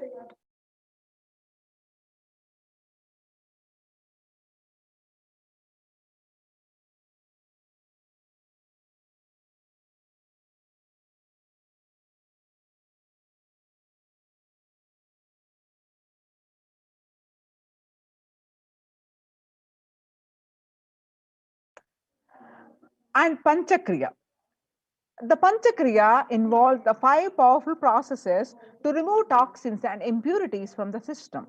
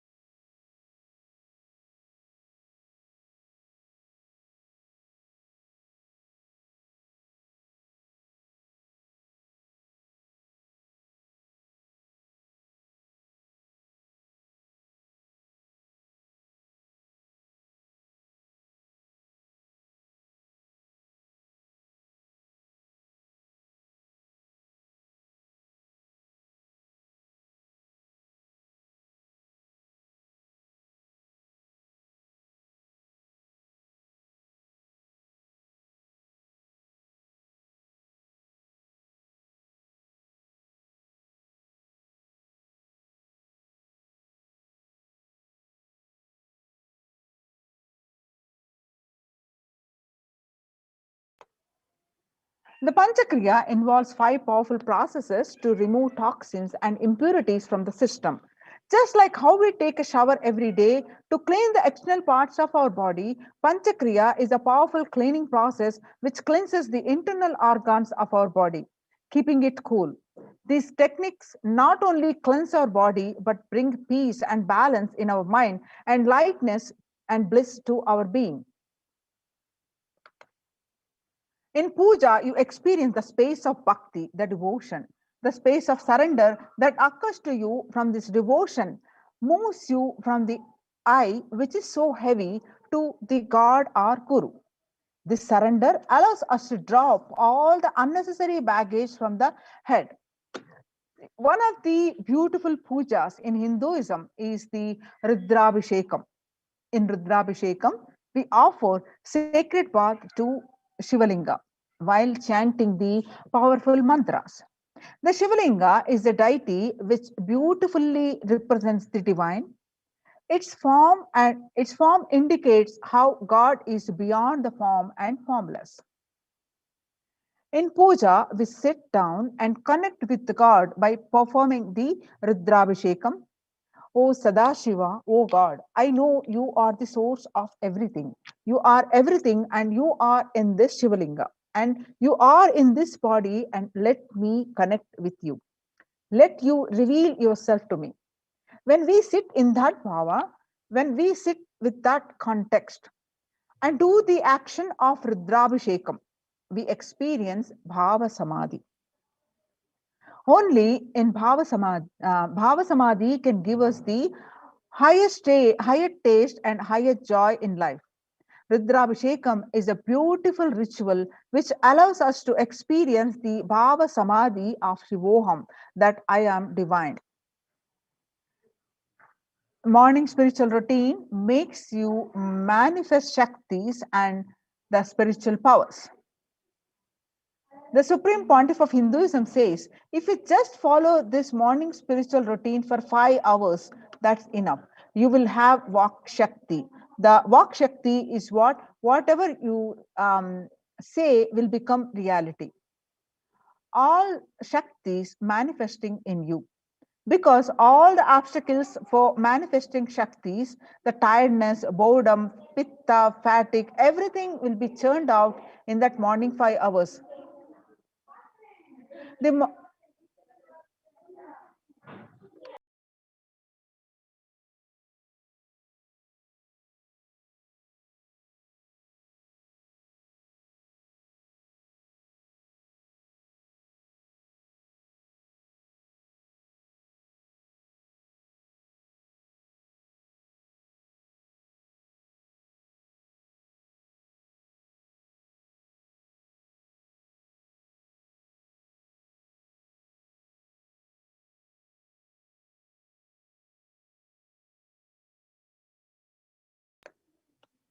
The morning puja is the most powerful mandala process. Shakti Pata, melting your being and then sitting and listening to the sacred truths. Constantly inspiring, engaging, alive, awakening. Just this morning 5 hours, if you can bring integrity and authenticity, all the obstacles stopping you from power manifestation will disappear. You can perform all the spiritual practices by yourself, like the morning yoga and Nitya Puja. But there will always be the risk of losing your initial inspiration and excitement after a few days or after a few weeks. Living in the enlightenment ecosystem, even if your boredom or tiredness try to pull you down, the Sangha will support you, help you by giving the wake up call and supporting you to complete your incompletions.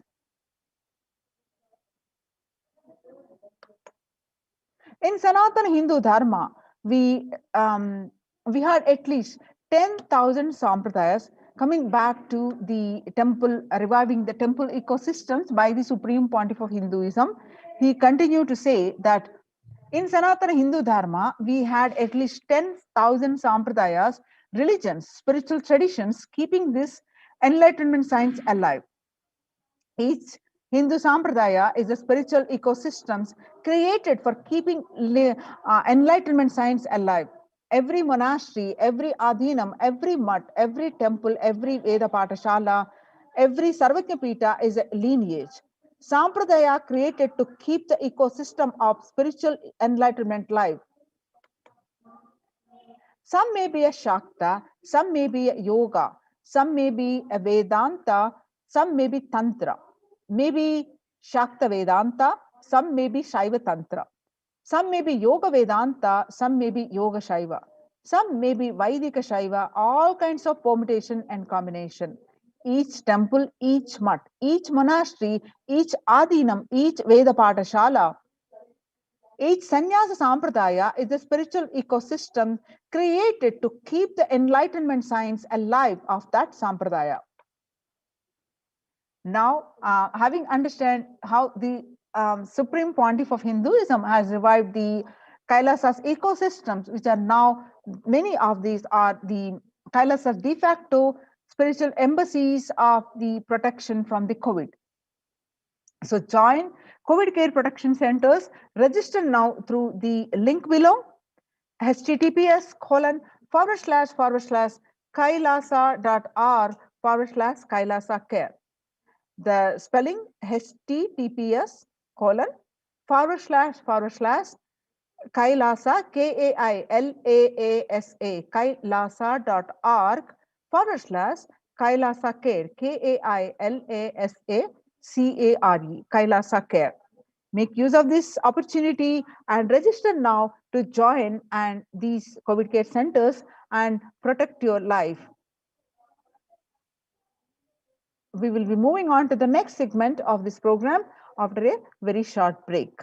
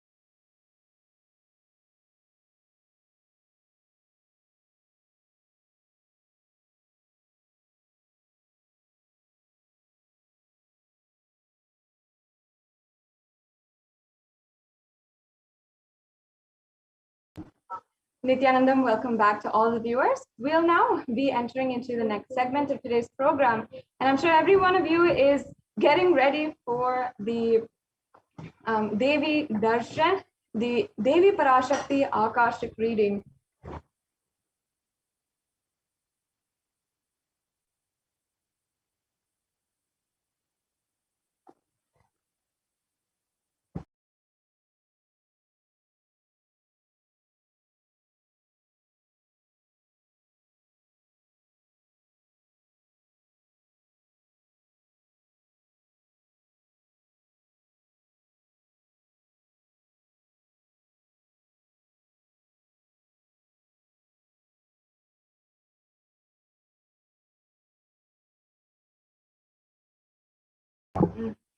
Yes, welcome back to all of the viewers, and I'm sure every one of you is waiting eagerly for the Devi Darshan and the Devi Parashakti Akashic reading. I'm sure many of you are preparing the questions that you'd like to ask, the healing prayers that you'd like to ask, and everything. And so as well, you can ensure that you are sharing this program with all of your friends, family, and in YouTube, in Instagram, Twitter, and Facebook, you can also get ready to ask your questions during the live Bhava Samadhi Darshan. Now, we're going to be understanding next the various different revelations that Devi Parashakti has given previously as guidance for the whole humanity, and has given us guidance for the whole humanity, especially during these extremely strenuous times, the COVID pandemic ongoing, so much of social upheaval, and so on and so forth. And the truth is that humanity is still undergoing the effects of what is recognized as the cosmic deluge. What is the pralaya in Hindu history? Thousands of deaths due to global pandemic and emerging fungal epidemic, along with the record numbers of natural disasters, have taken a huge toll on humanity's collective psyche, leading to increase in poverty, malnutrition, depression, and mental health issues. And we're seeing this all over the world with devastating numbers. And we have to ask ourselves, what caused this? Who is the source, and how could we have avoided this? What is the solution? In this segment, we will be going through an analysis and understanding of Devi Parashakti's revelations on the cause and solution for the pralaya, this cosmic deluge.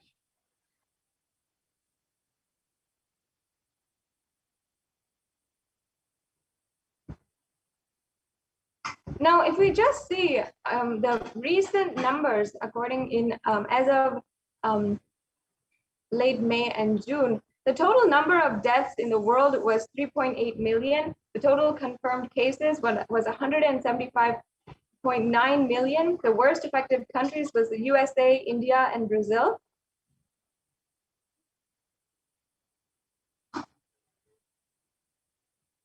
And if we see in India, the number of COVID cases is now shockingly more than 300,000. Number of COVID cases is more than 400,000. And the number of people who have fallen into poverty is around 75 million people due to the lockdown. And this is since 2020. So since the lockdown had started in this last 1.5 years that we have been facing this intense pandemic. The next slide, please. And not only that, we are seeing a rise in suicide and depression in India as well, with 6.5% of the population suffering some form of mental illness, also with a suicide rate of 10.9 for every 1 lakh people. Suicide is one of the biggest causes of death in the age group of 15 to 24. And the average suicide rate in India right now is 10.9 for every 1 lakh people.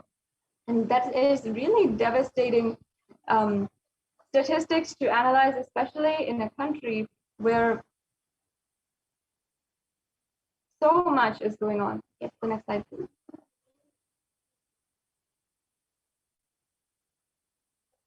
And not only are we seeing the pandemic being addressed in so many places, but also natural disasters, whether it is different cyclones, floods that are happening, over flooding, and the rise of sea levels.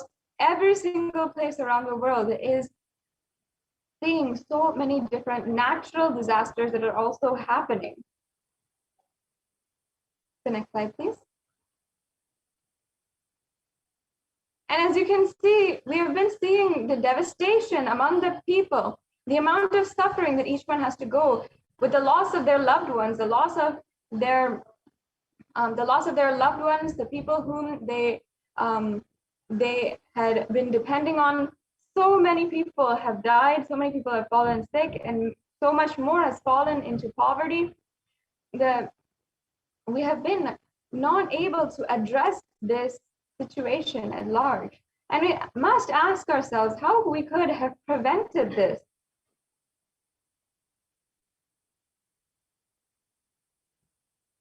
Yes. Now, Devi Parashakti on the 31st of May, 2021 revealed beautifully on how exactly we could have prevented this, the solution that we could have done that literally would have ensured that India doesn't go through so much of loss during this pralaya. Let's now watch that darshan of Devi and what she revealed.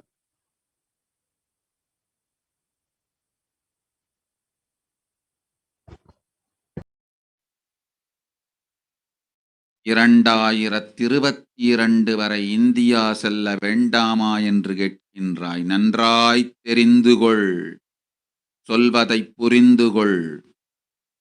இந்த பெருநரகமான கிருமி போஜனம்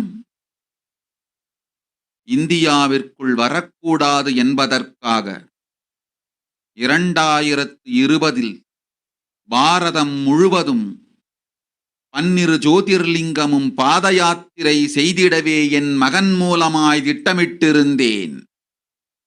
படுபாவிகள்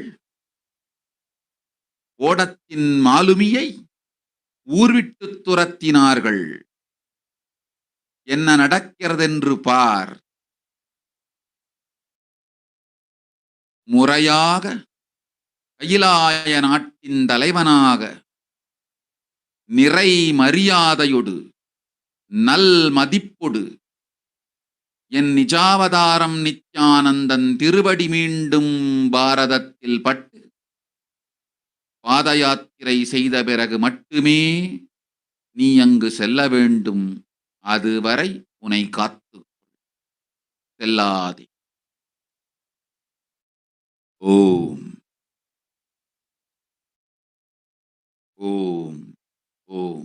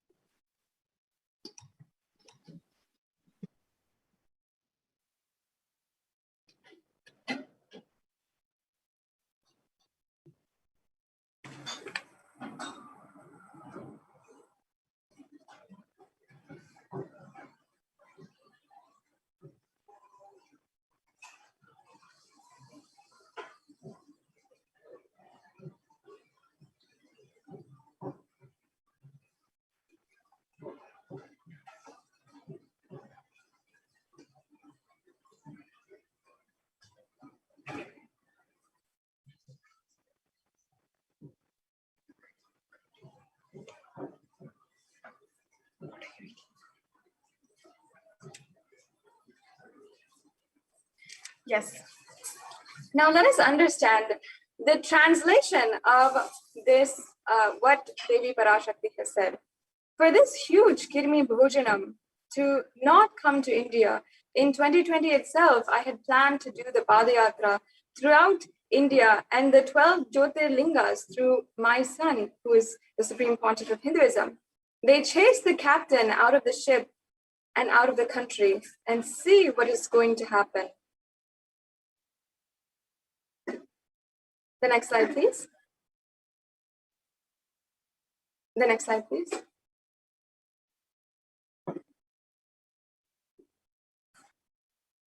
And the Supreme Pontiff of Hinduism revealed deeply about the solution of this Padayatra in 2017. So let us now understand what he said in the brief video. Want to do 1 year Padayatra specially for this purpose in 2020. 2020, planning for a full year. I'm going to walk from Rameshwaram to Amarnath. 1 year with 10,000 people, just walking all over India. Spend time with people. 2020, there will not be any program other than Padayatra and just spending time with people. Just walking. Of course, 10,000 people will be walking with me. Maybe 200 vehicles to carry our food and all the other items, transportation. Enjoying the river banks, forests, and time with nature. 10,000 people manifesting powers, walking from village to village. What do you think will happen?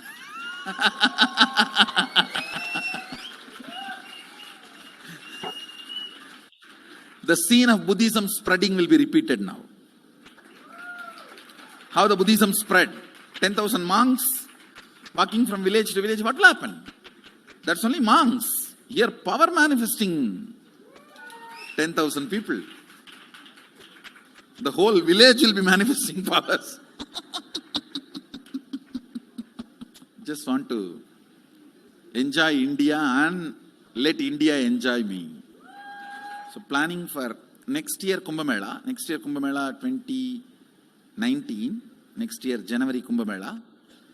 Before that, all the Balalayam, everything. Balalayam is going to be like the same structure outside with one stone tower, gold coated. It will be something like a 40 to 50 feet tall stone tower and 5 Rajagopurams, which will be something like 120 feet. This will be the Balalayam. And after the Mulalayam is built, this Balalayam will serve as a Utsava Murti Sannidhi, where the Utsava Murtis will be worshipped and where the Archanas. See, in the main temple, there will not be any Archana or anything, because just for Darshan itself, there will not be time. Like Tirupati, you can only have Darshan and Arti, the camp for Arti. No other worship is allowed in the main temple. Because 12 Abhishekam is going to happen, 12 Kala Abhishekams. So continuously the rituals will be going on. People can have only darshan. They will not be able to involve themselves in any ritual. Other than darshan, nothing else will be allowed. So all the archana, all the other offerings, like people will offer the archanas and other, everything will be done to the Utsava Murti, which will be kept in the Balalayam, the present Balalayam, present structure. So people can spend time here. That will be more like a main darshan. This will be like energy darshan, where you can give letter, get response. So by next year, the Balalayam will be ready. So 2019 full year, I will be conducting the programs and everything. 2020 will be the one full year Padayatra, walking. From next year, Jayanti. Yes, we can go on to the next slide, please. 2019's Jayanti to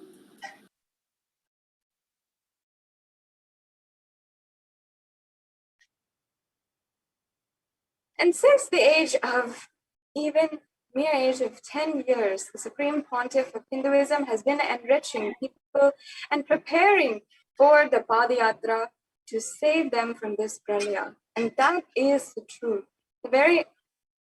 From the very young age, the Supreme Pontiff of Hinduism has been working intensely to save the whole world and prevent this pralaya from happening. As you can see, from that age, the Supreme Pontiff of Hinduism is initiating the masses into enlightenment through his powerful discourses, initiations, and darshans. And in the next set of slides, as you can see, so many millions of people were being enriched, and their lives were being transformed. We can go on into the next slides and show the viewers the immense amount of work that the Supreme Pontiff of Hinduism did from literally this young age until 2009, continuously doing the Padayatras, enriching millions and lakhs upon lakhs, getting the international recognition, even going internationally to the United States and several other countries, and literally enriching crores, millions of people, and transforming their lives toward achieving the superconscious breakthrough. Yes, we can keep going.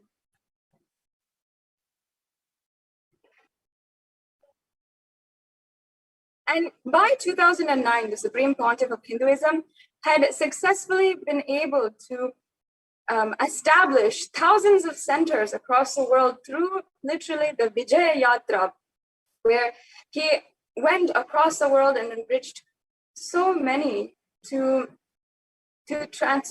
transform their lives and achieve the superconscious breakthrough, literally start manifesting powers. But upon 2009, the Supreme Pontiff of Hinduism became a target for the anti-Hindu militant forces, and they began starting to try to stop the mission of the Supreme Pontiff of Hinduism.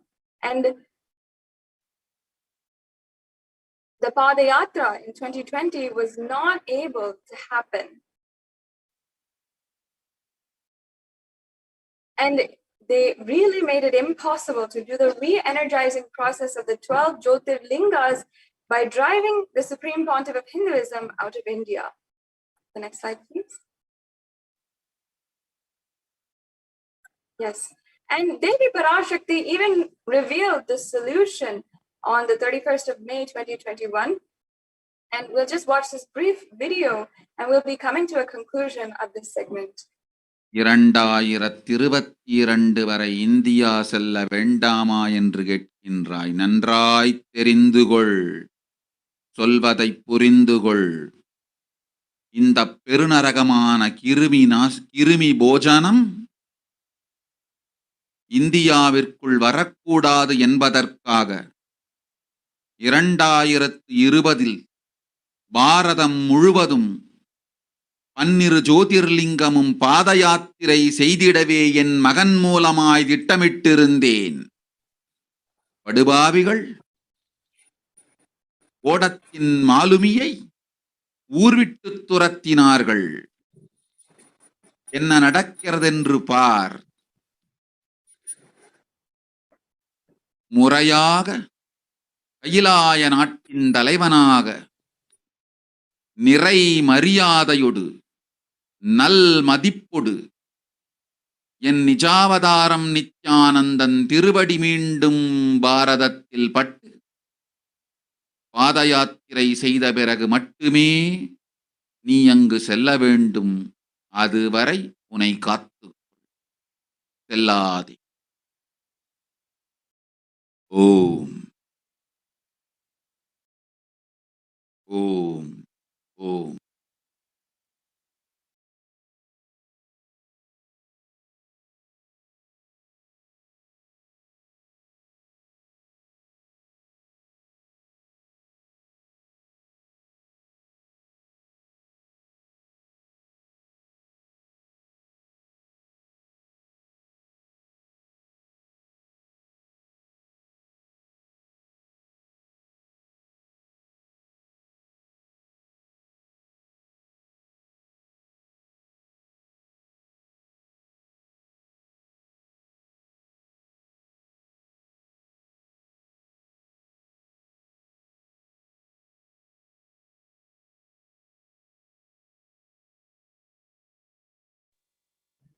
Yes. And Devi Parashakti literally gave us the solution for how the whole pralaya could come to an end. Now, due to intense samadhi, the live darshan of Devi Parashakti will not be happening now and will be in a later time, which will be announced, which you can keep track of and get updated on all the different social media platforms. Now, we've come to a conclusion of this segment in today's program, and we'll be moving on to the Adi Kailasa Courtyard Power Manifestation sessions. So we'll now be coming to a conclusion of this segment, and we'll be right back with you with the next segment after a quick break.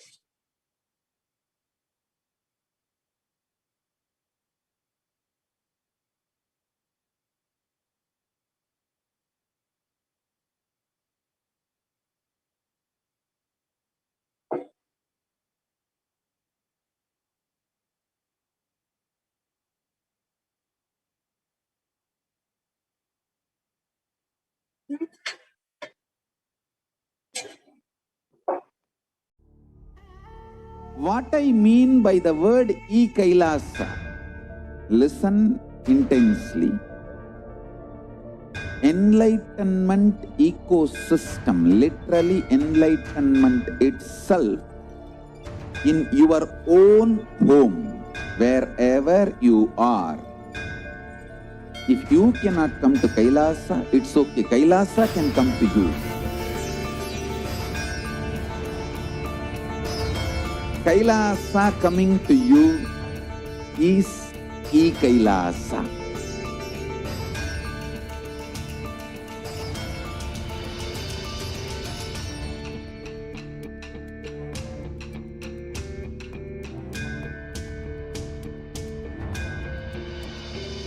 I will revive Hinduism.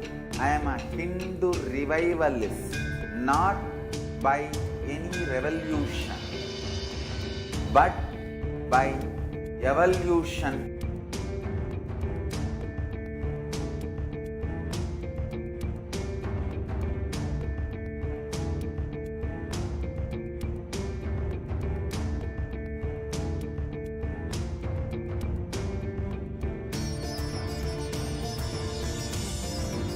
And setting model community.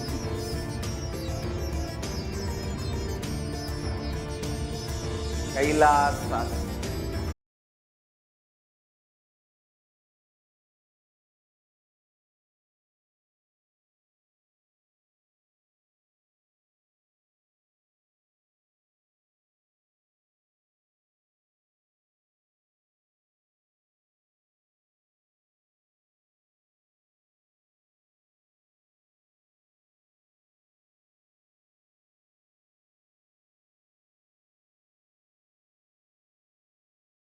Manual under the guidance of Supreme Pontiff of Hinduism, Jagadguru Mahasannidhanam, His Divine Holiness, Bhagwan Nithyananda Paramashivam. Let's start with the Sadguru Vandanam. Nithyanandam Paramasukadam Kevalam Jnanamurtim Dvandvatitam Gaganasadasham Tattamasyadi Lakshyam Ekam Nityam Vimalamachalam Sarvadi Sakshi Bhutam Bhavatitam Trigunarahitam Sadgurum Tam Namami. Let's go through the disclaimers.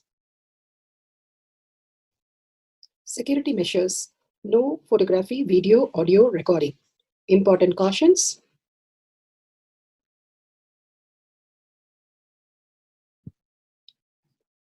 Please be aware of the important cautions.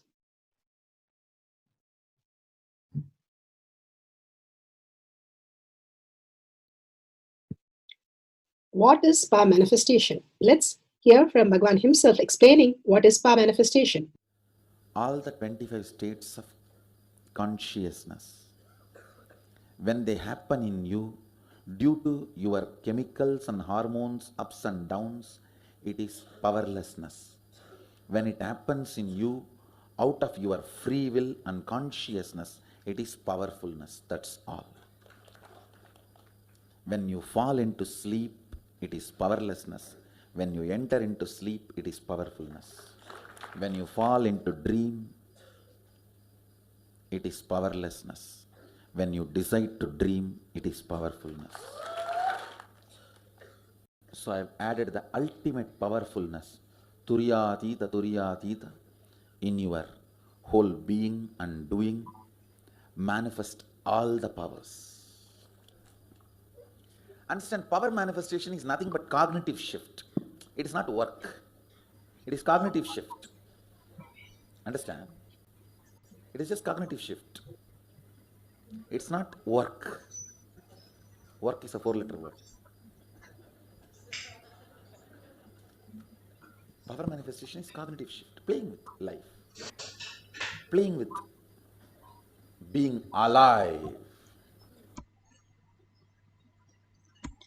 Beautifully, Bhagavan explained what is power manifestation. Power manifestation is a cognitive shift. What we understand and how Bhagavan is living as a superconscious being, a special species. For us to experience that state and experience that oneness and that conscious sovereignty as our reality is the power manifestation. It is a science because each one of us can manifest and each one of us can go into the higher intelligence, how we can exist on planet Earth. And the evidences, supported evidences are listed here. The scriptural evidences, Shastra Pramana, the eternal unchangeable truth revealed in the source scriptures, the Vedas and the Agamas. Apta Pramanas are the experience and the results of the Aptas. Aptas are the Rishis, Munis, Ganas, Nainamas, Alvars, Siddhas, millions of them who are the authority of Hinduism, who have manifested all these powers and had the superconscious breakthrough from humanity to the superconscious being. Atma Pramana, account of His Divine Holiness Bhagavan Nithyananda Paramashivam, this millennium avatar's personal experience of power manifestation. Bhagavan's very own Leela, where Bhagavan showcased how a human in the human cognition can have a breakthrough as a superconscious being and manifest all the powers of Paramashiva. Shakshi Pramana, the experience of the millions of disciple devotees, followers all around the world, manifesting the powers of Paramashiva and initiated by Bhagavan. Bhagavan has beautifully said, all of you sit and do the power manifestation for this Chaturmasya as conscious sovereignty as your reality. This is a science, like how you learn in the school, colleges for 25 years. Here the science is also listed. How you can experience the superconscious breakthrough, how you were before you were born, how you were after you're going to die. As a superconscious being, if you realize that you will not have even the birth and death cycle, no struggles in life, and you can experience just the ultimate oneness, the conscious sovereignty as your reality, higher intelligence, how you can live as literally an alien on planet Earth, as high intelligence species. Pratyaksha Pramana, supporting the science, supporting that, measuring the effect of being in the enlightened state, how to live a living enlightened space, that thoughtless space that is clearly defined here. Just sitting with a cup of coffee or a chocolate milk, we are experiencing the oneness with Paramashiva and manifesting the thoughtless space, which is clearly measured in the balasans, in the devotees, and Bhagavan himself has beautifully showcased how in the science world they have measured the brain and clearly said there is no thoughts. And people spend millions of dollars to experience this. Bhagavan here gives us in such a beautiful, simple space. Let's go to the Shastra Pramana. The scriptural reference for the power of length dimension. Length dimension is what we are all amazed about. If somebody cracks the Mensa, SAT exam or a CAT exam or a JE exam, all these great things that we think is the phenomenal measurement of a human intelligence. But Bhagavan says, how Bhagavan or Ramakrishna Paramahamsar or Ramana Maharshi or Mahapariva, they knew like 18 languages and they simply can chant any of the slokas just listening at one time.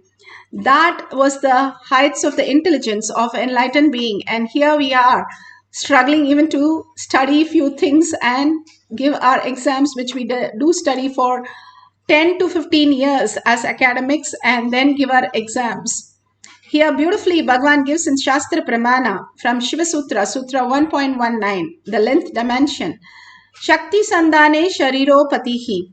Bhagavan Paramashiva says, by aiming and fixing the self on Shakti as instruction 1, uniting in oneness with the supreme power, instruction 2, embodiment of that which is cognized in instruction 3, and build. Instruction 4, the very minute you start manifesting the length, breadth, depth, time and space. What does he mean by aiming and fixing the self on Shakti? Again and again, Bhagavan gives us the higher understanding. Conscious sovereignty is how we exist, the existential reality. What we perceive and our dream, that we are actually sleeping, but we perceive ourselves walking with our friends and families and doing everything, and it looks so real in the dream. But when we wake up, the same people are there, but then they did not occur in the way they were in the dream. That we understand. Same way Bhagavan says, what you're watching right now, it's not they are gone or something is going to be lost, but they don't occur in the way that we perceive. When Bhagavan was asked the question, how did he perceive when he sees a human in a sabha? He said, I see these kids as lower frequency. I see the adults as some frequency with the blocks, but he sees them as frequency, not as our matter that we perceive. So the whole science, how we can experience the quantum, and we can also perceive everything in the quantum space. As Paramashiva, the quantum space, anything is a matter which is defined as Paramashiva, and everything which is a happening is a Parashakti. Our own happening in our inner space is a Parashakti sitting and manifesting. Our watching this video, listening and contemplating everything that exists. So here he says, aiming and fixing the self, not the identity. Drop the identity. The self, the pure self who you are on Shakti, merge into the oneness with Paramashiva inside you as conscious sovereignty, uniting in oneness with the supreme power. Uniting in oneness. When you merge into the oneness space with Paramashiva, you become quantum. Then that embodiment, that which is cognized, not just understand, not just desire, but it has to become a cognition. How you cognize colors. For example, you are very sure about the colors. If somebody tells you crow is blue, you will not be able to see it as blue. But actually, when Krishna told Arjuna to see a crow which is blue in color, he saw it in blue. That is the power of cognition when you are in simple integrity, simple obedience with the Guru. Can you see? Yes, you can, and you can experience it also. And that is the listening space, how you are connected to your Guru. And that which is cognized, that is where the cognition happens. Only if we drop our SDHT, self-doubt, self-denial, self-hatred, that kind of oneness starts happening. I know whatever my Guru says is reality. When you go bold on it, you simply manifest anything your Guru says as reality. How Bhagavan says, when Vibhudananda Puri tells him to do something, he doesn't think, oh, will I get this darshan and will this happen? He does not think. She has said it, I am experiencing it. There is no gap. That is the simple integrity and simple obedience. And that happens when we drop and surrender our self-doubt, self-denial, self-hatred, all from the illusion and delusion that we have. Drop all that to Bhagavan's lotus feet, and simply it will dissolve and bring your awareness back to Paramashiva. And finally, it says willed. What is a will? Static matter, dynamic activity, strategic existence. The what you perceive in your dream, what you want to see, that becomes a reality. What your brother has a dream, what he perceives, that becomes a reality. So even now, even though you feel the others are participating, they are not participating in the context that you are thinking. They are participating in the context. They are in a different way. They realize their cognition and their space. But when you see them, you see as a projection of your understanding, your perception. So that is where each one is dreaming and each one is living in unconscious, such a dangerous zone. Bhagavan says, if you do not use to know what are you made of, it is only danger zone that you will crash and then wake up to understand what is the reality. Instead of that, Bhagavan gives the greatest science of our manifestation. we can manifest and understand the greater science that we can command, and simply each one reality, each one is infinite, and that infinity we can create our reality as we want. And as Bhagavan blesses us as our reality, when we merge into that oneness of Paramashiva, beautifully Bhagavan gives us the Apta Pramana of Sai Baba. This is from Sai Charitra for chapter 43, 44. Here it's clearly said how he knew how Sai Baba was going to leave his body 11 days before, and they were asked to chant the Bhagavad Gitas, and he left his body after the 11th day exactly as he mentioned.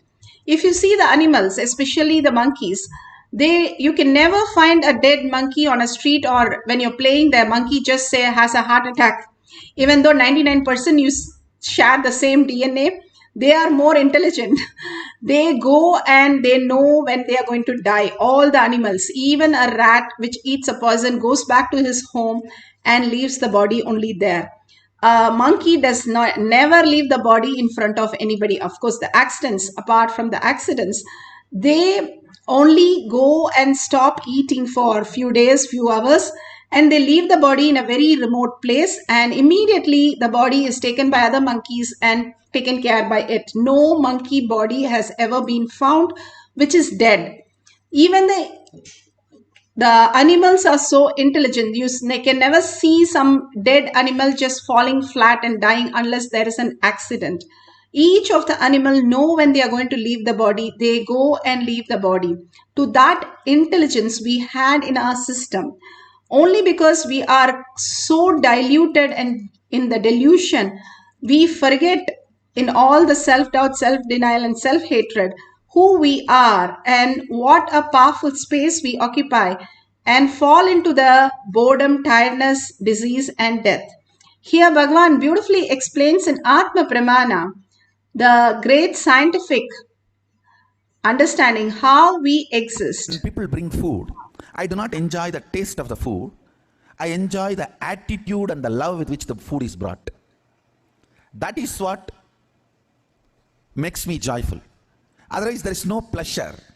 Same way when these kids jump dance, I do not enjoy their steps or the physical movements or their dimensions. The bliss they carry, the attitude they carry, the cognition they carry. Swamiji is seeing. I'm dancing for him. That cognition is what I enjoy. Understand that depth. There's a big difference. A man who is length-based will enjoy only the dimensions of the person who is dancing, or the dress of the person who is dancing, or the movements of the person who is dancing. If somebody is based on the breath, they will enjoy the emotions expressed, the attitudes shown, bhava, the art part of it. A length-based person will enjoy the sexual part of it, the physical dimension. The breath-based person will enjoy the art form of it, part of it, the emotion. The depth-based person enjoys the cognition with which they dance. Understand, that is the difference between the length, breadth and depth. I am excited because I am going to make these kids materialize, teleport. Understand, listen carefully. When they move to the length dimension, they can change anything they want. They can actually physically play with things, physically act with things. So even though I am excited about the depth, because I think from the beginning I am a doer. Even in me, when these powers started manifesting, the first question I asked Vibhudananda Puri,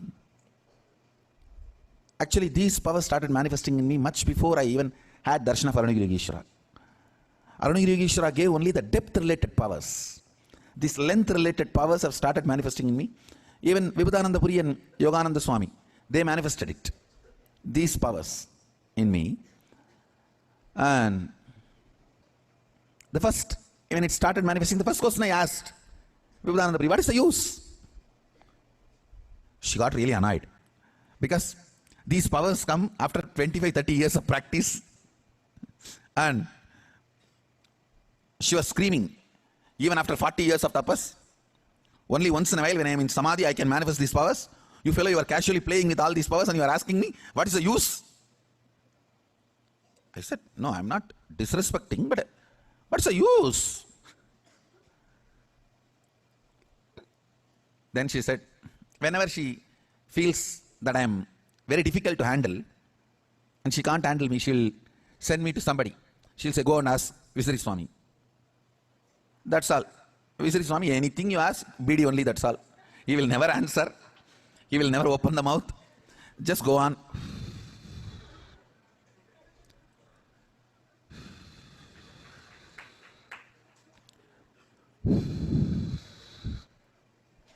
Hey, get the next one.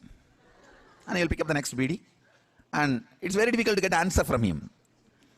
And it means I know that that question cannot be answered at that moment, or I cannot be handled at that moment. That's all is the answer. I'll just keep quiet. So when I asked this question also, I did not get any answer.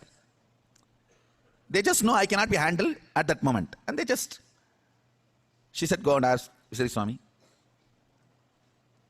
Sometimes with Visari Swami it is too funny. Yogi Rav Sanath, he will do all that and I will ask question and he will be smoking. After 3-4 hours I will again ask question. He will be smoking the BD.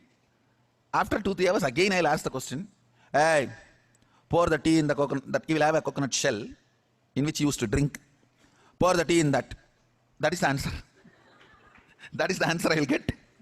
Nothing more. Nothing can move. Nothing will happen. He will just say, hey, pour the tea. Tea utrada. In very colloquial Tamil. He doesn't speak fluent Tamil, so he will tell in very colloquial Tamil. Tea utra. Otherwise, somebody else, some other devotees come. He will complain to them. Means he will say, in colloquial Tamil, that I can't handle this fellow. When you are going, take this fellow and go.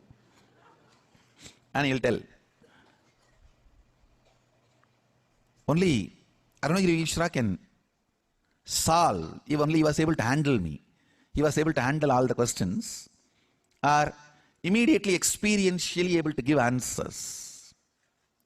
I remember once very clearly, Visari Swami was fanning. He used to have a fan, hand fan, made of palm leaf. And I don't know how many of you were close enough to him. I've been very close enough to him. And he will be sitting and fanning. Once like this, some question I was asking. Finally, he got so fed up. He said, my father has to come directly to answer all your questions and problems. He will come, go. In few days, I had darshan of Arunagiri Ishra.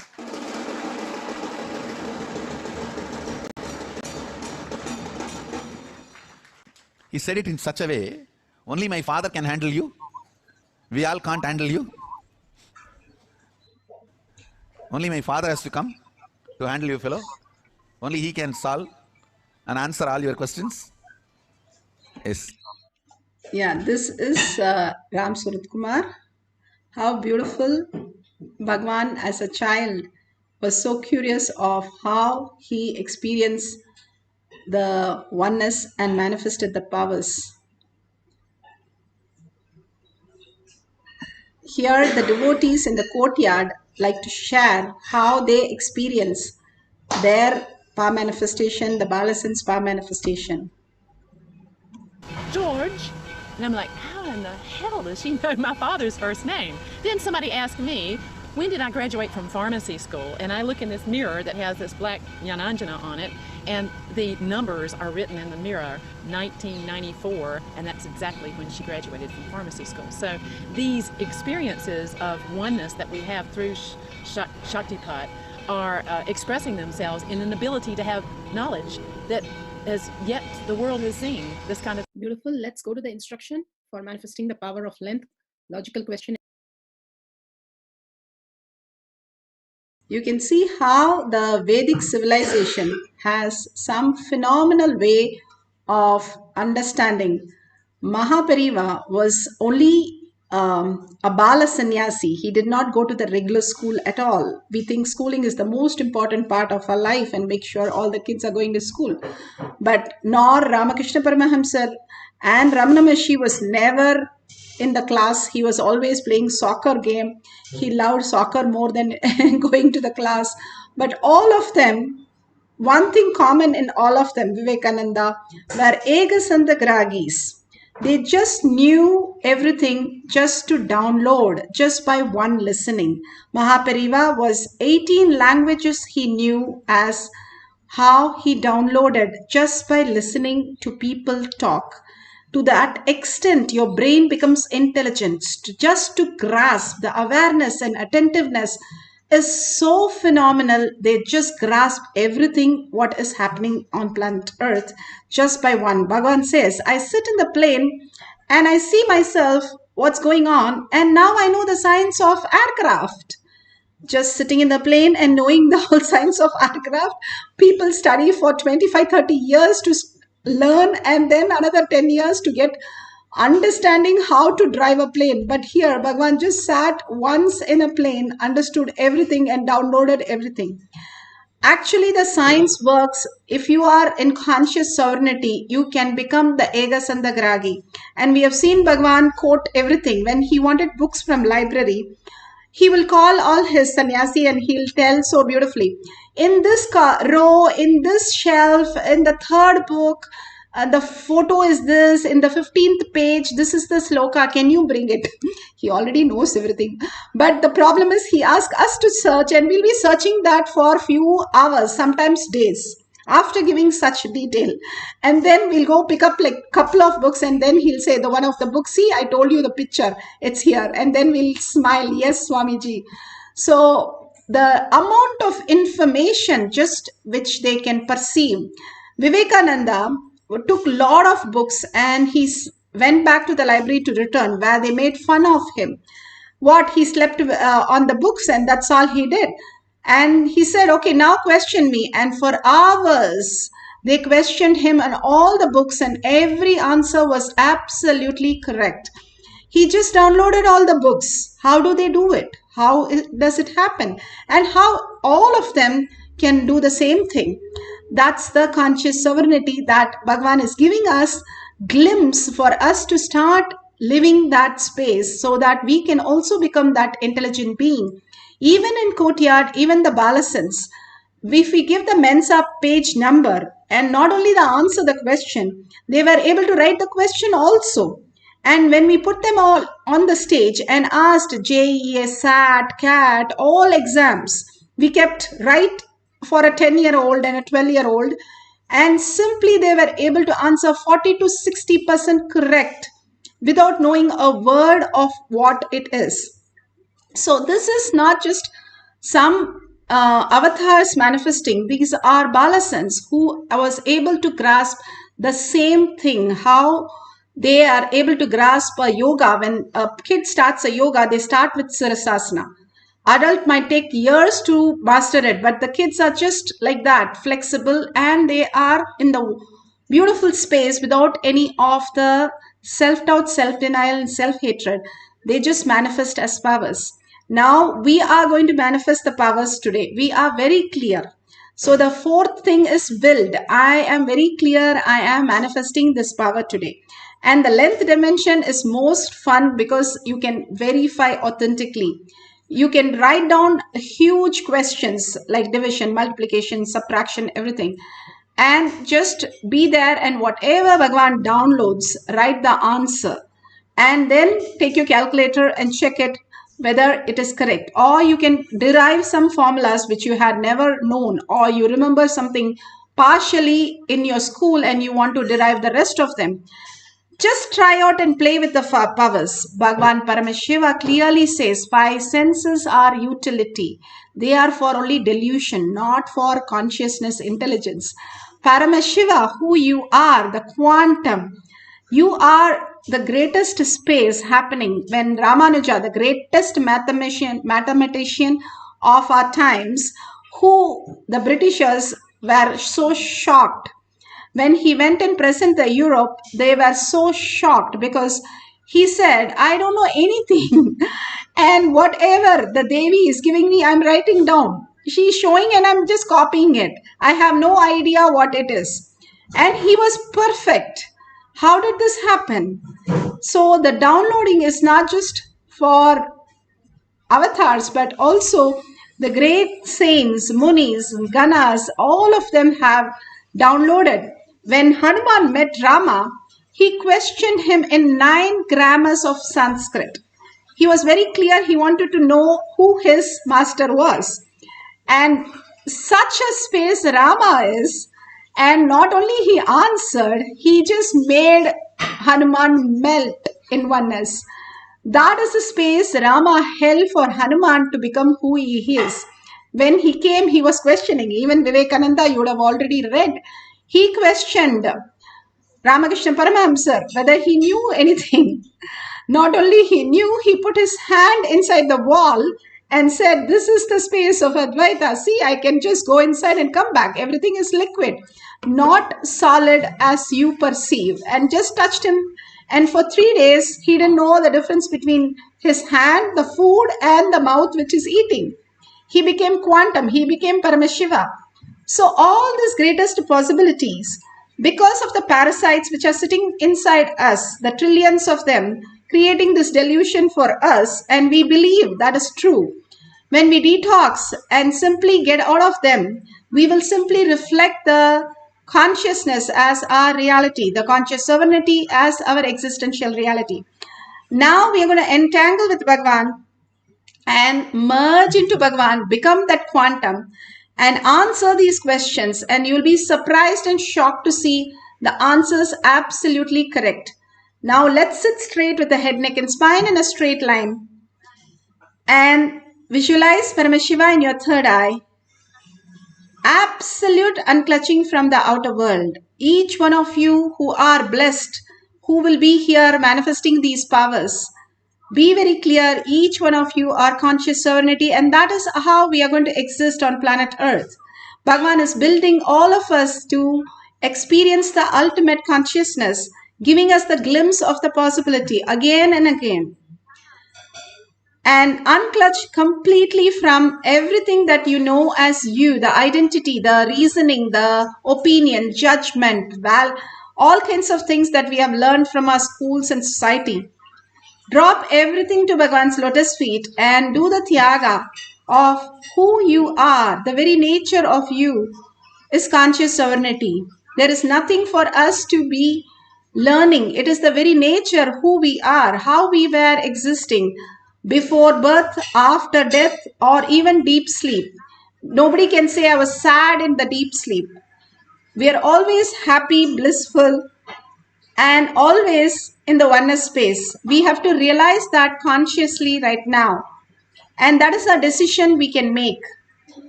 Intensely chant the Mahavakya and entangle with Bhagavan. Whatever he shows, write down.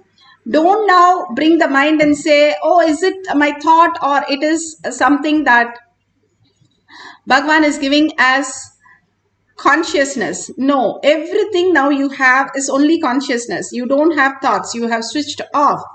So hold that powerful space. You are the favorite inheritance of the cosmos. Brahmanya Bahuputratam. Remember that. You are Paramashiva, Parashakti, sitting with 25 heads and 75 eyes and 50 hands. You are the ultimate, now experiencing the oneness with Paramashiva, merging yourself. When you chant in such a way that simply you merge into Paramashiva in deep gratitude and surrender and earning that Paramashiva is the reality, and experience that oneness, and whatever appears, write down, and at the end of the cycle we'll verify. Let's start chanting the Mahavakya for the power of length dimension. Om Nithyananda Paramashivoham. Om Nithyananda Paramashivoham. Om Nithyananda Paramashivoham.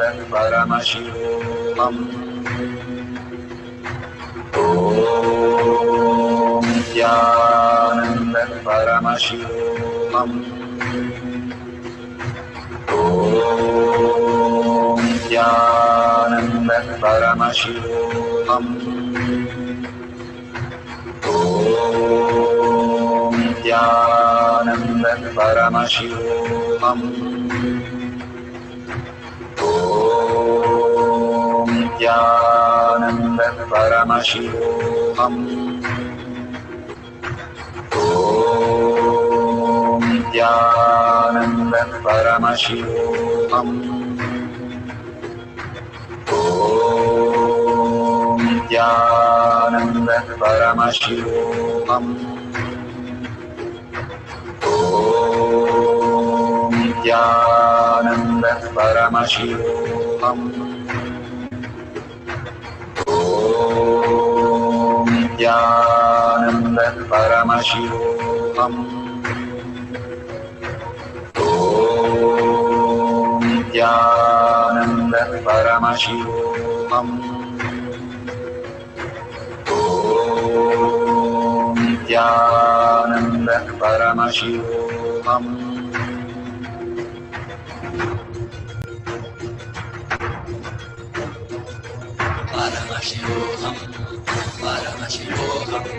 Let Paramashiva's third eye manifest in all our third eyes. Let the Amrita pour, let the Vani open up, manifest in all of us.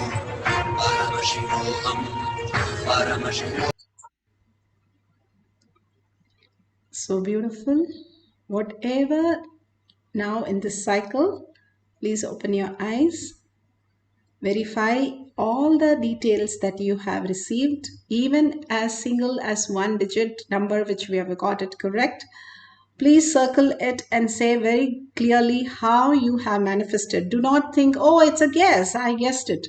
We have also studied how much you will score when you guess some paper, and we have failed miserably in our answer papers by guessing, so we all know how much it will be correct, and how when you download, it is not just guessing, but something else happens. That something else is what you're shifting into.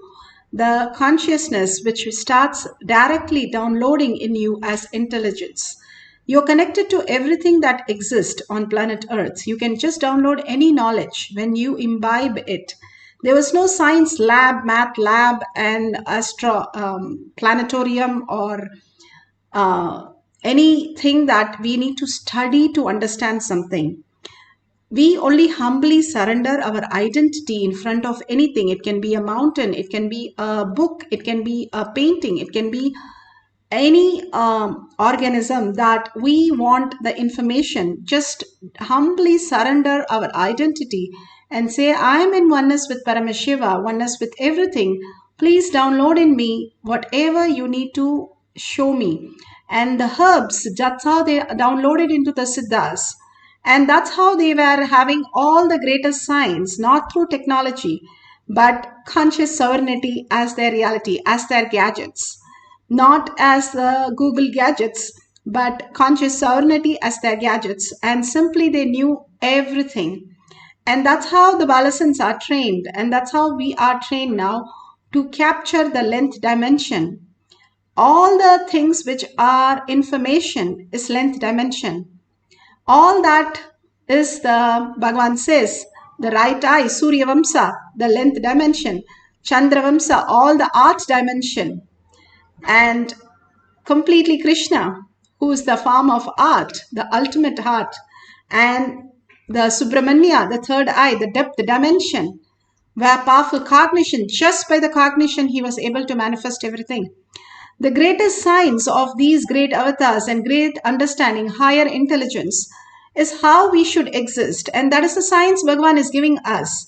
We are failing to understand that it's a science, and we think there's information to feel good, look good, heal, just fix stop and gap fixes.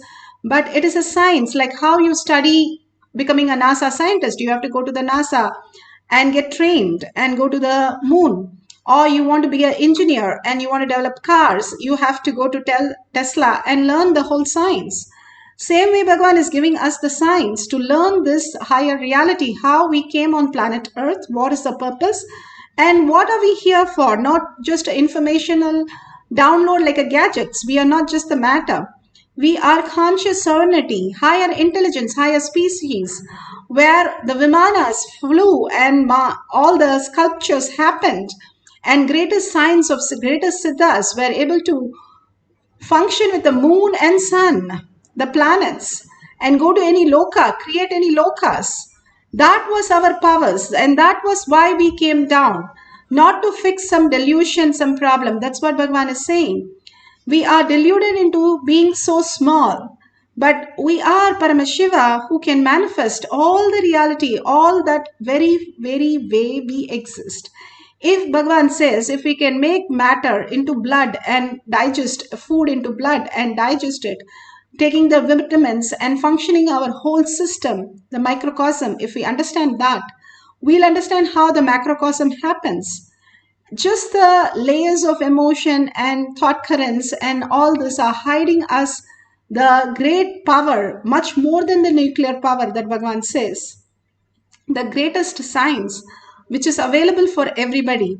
Now we'll have one more cycle. Complete everything, complete completion. Completion, the essence of completion is making things redundant, irrelevant, not hiding under the carpet, but irrelevant. It does not make any sense anymore after that. When Sharada Devi was taking care, one day one man came and he had all the bad things that he was doing. He said, I want to get rid of everything. Please help me. And Sharada Devi, how Bhagavan said, the same way, she just gave a beetle life. She didn't even give it in the hand. She just moved it with her toe because she didn't want to even see that person. And the person ate that. And after a decade, he writes in a book that he remembers this instant even happening in his life, that how he existed before that in his life. Imagine the power of oneness, the power of integrity, how we were powerful in the space of oneness. Just an ordinary village girl, she was able to manifest that extraordinary power because of the intelligence that she is conscious sovereignty. She can just erase and regain that space of original spell, original self that we are. The cloud cannot hide the mountains, the sun, the sun is the very reason the clouds are even seen. That's what Bhagavan says. The dent in the moon is seen because of the bright light which reflects and shows it. All our incompletions which are shown because we are Paramashiva, that the incompletion is not us, however bad we are, however horrible our life is. It is just a delusion. It's in your dream. Just shrug it and make it redundant and sit straight with the head, neck and spine in a straight line. Surrender everything to Bhagavan's lotus feet with a deep earning. Bhagavan who has come down as Paramashiva and he says, I myself sit in Kailasa courtyard and I'll be there to manifest the powers. And he does it. He really does it. Instead of questioning him, let's question who we are, who is listening to that. The higher reality, we'll become more intelligent. That greater science for us to be intelligent, to grasp the master.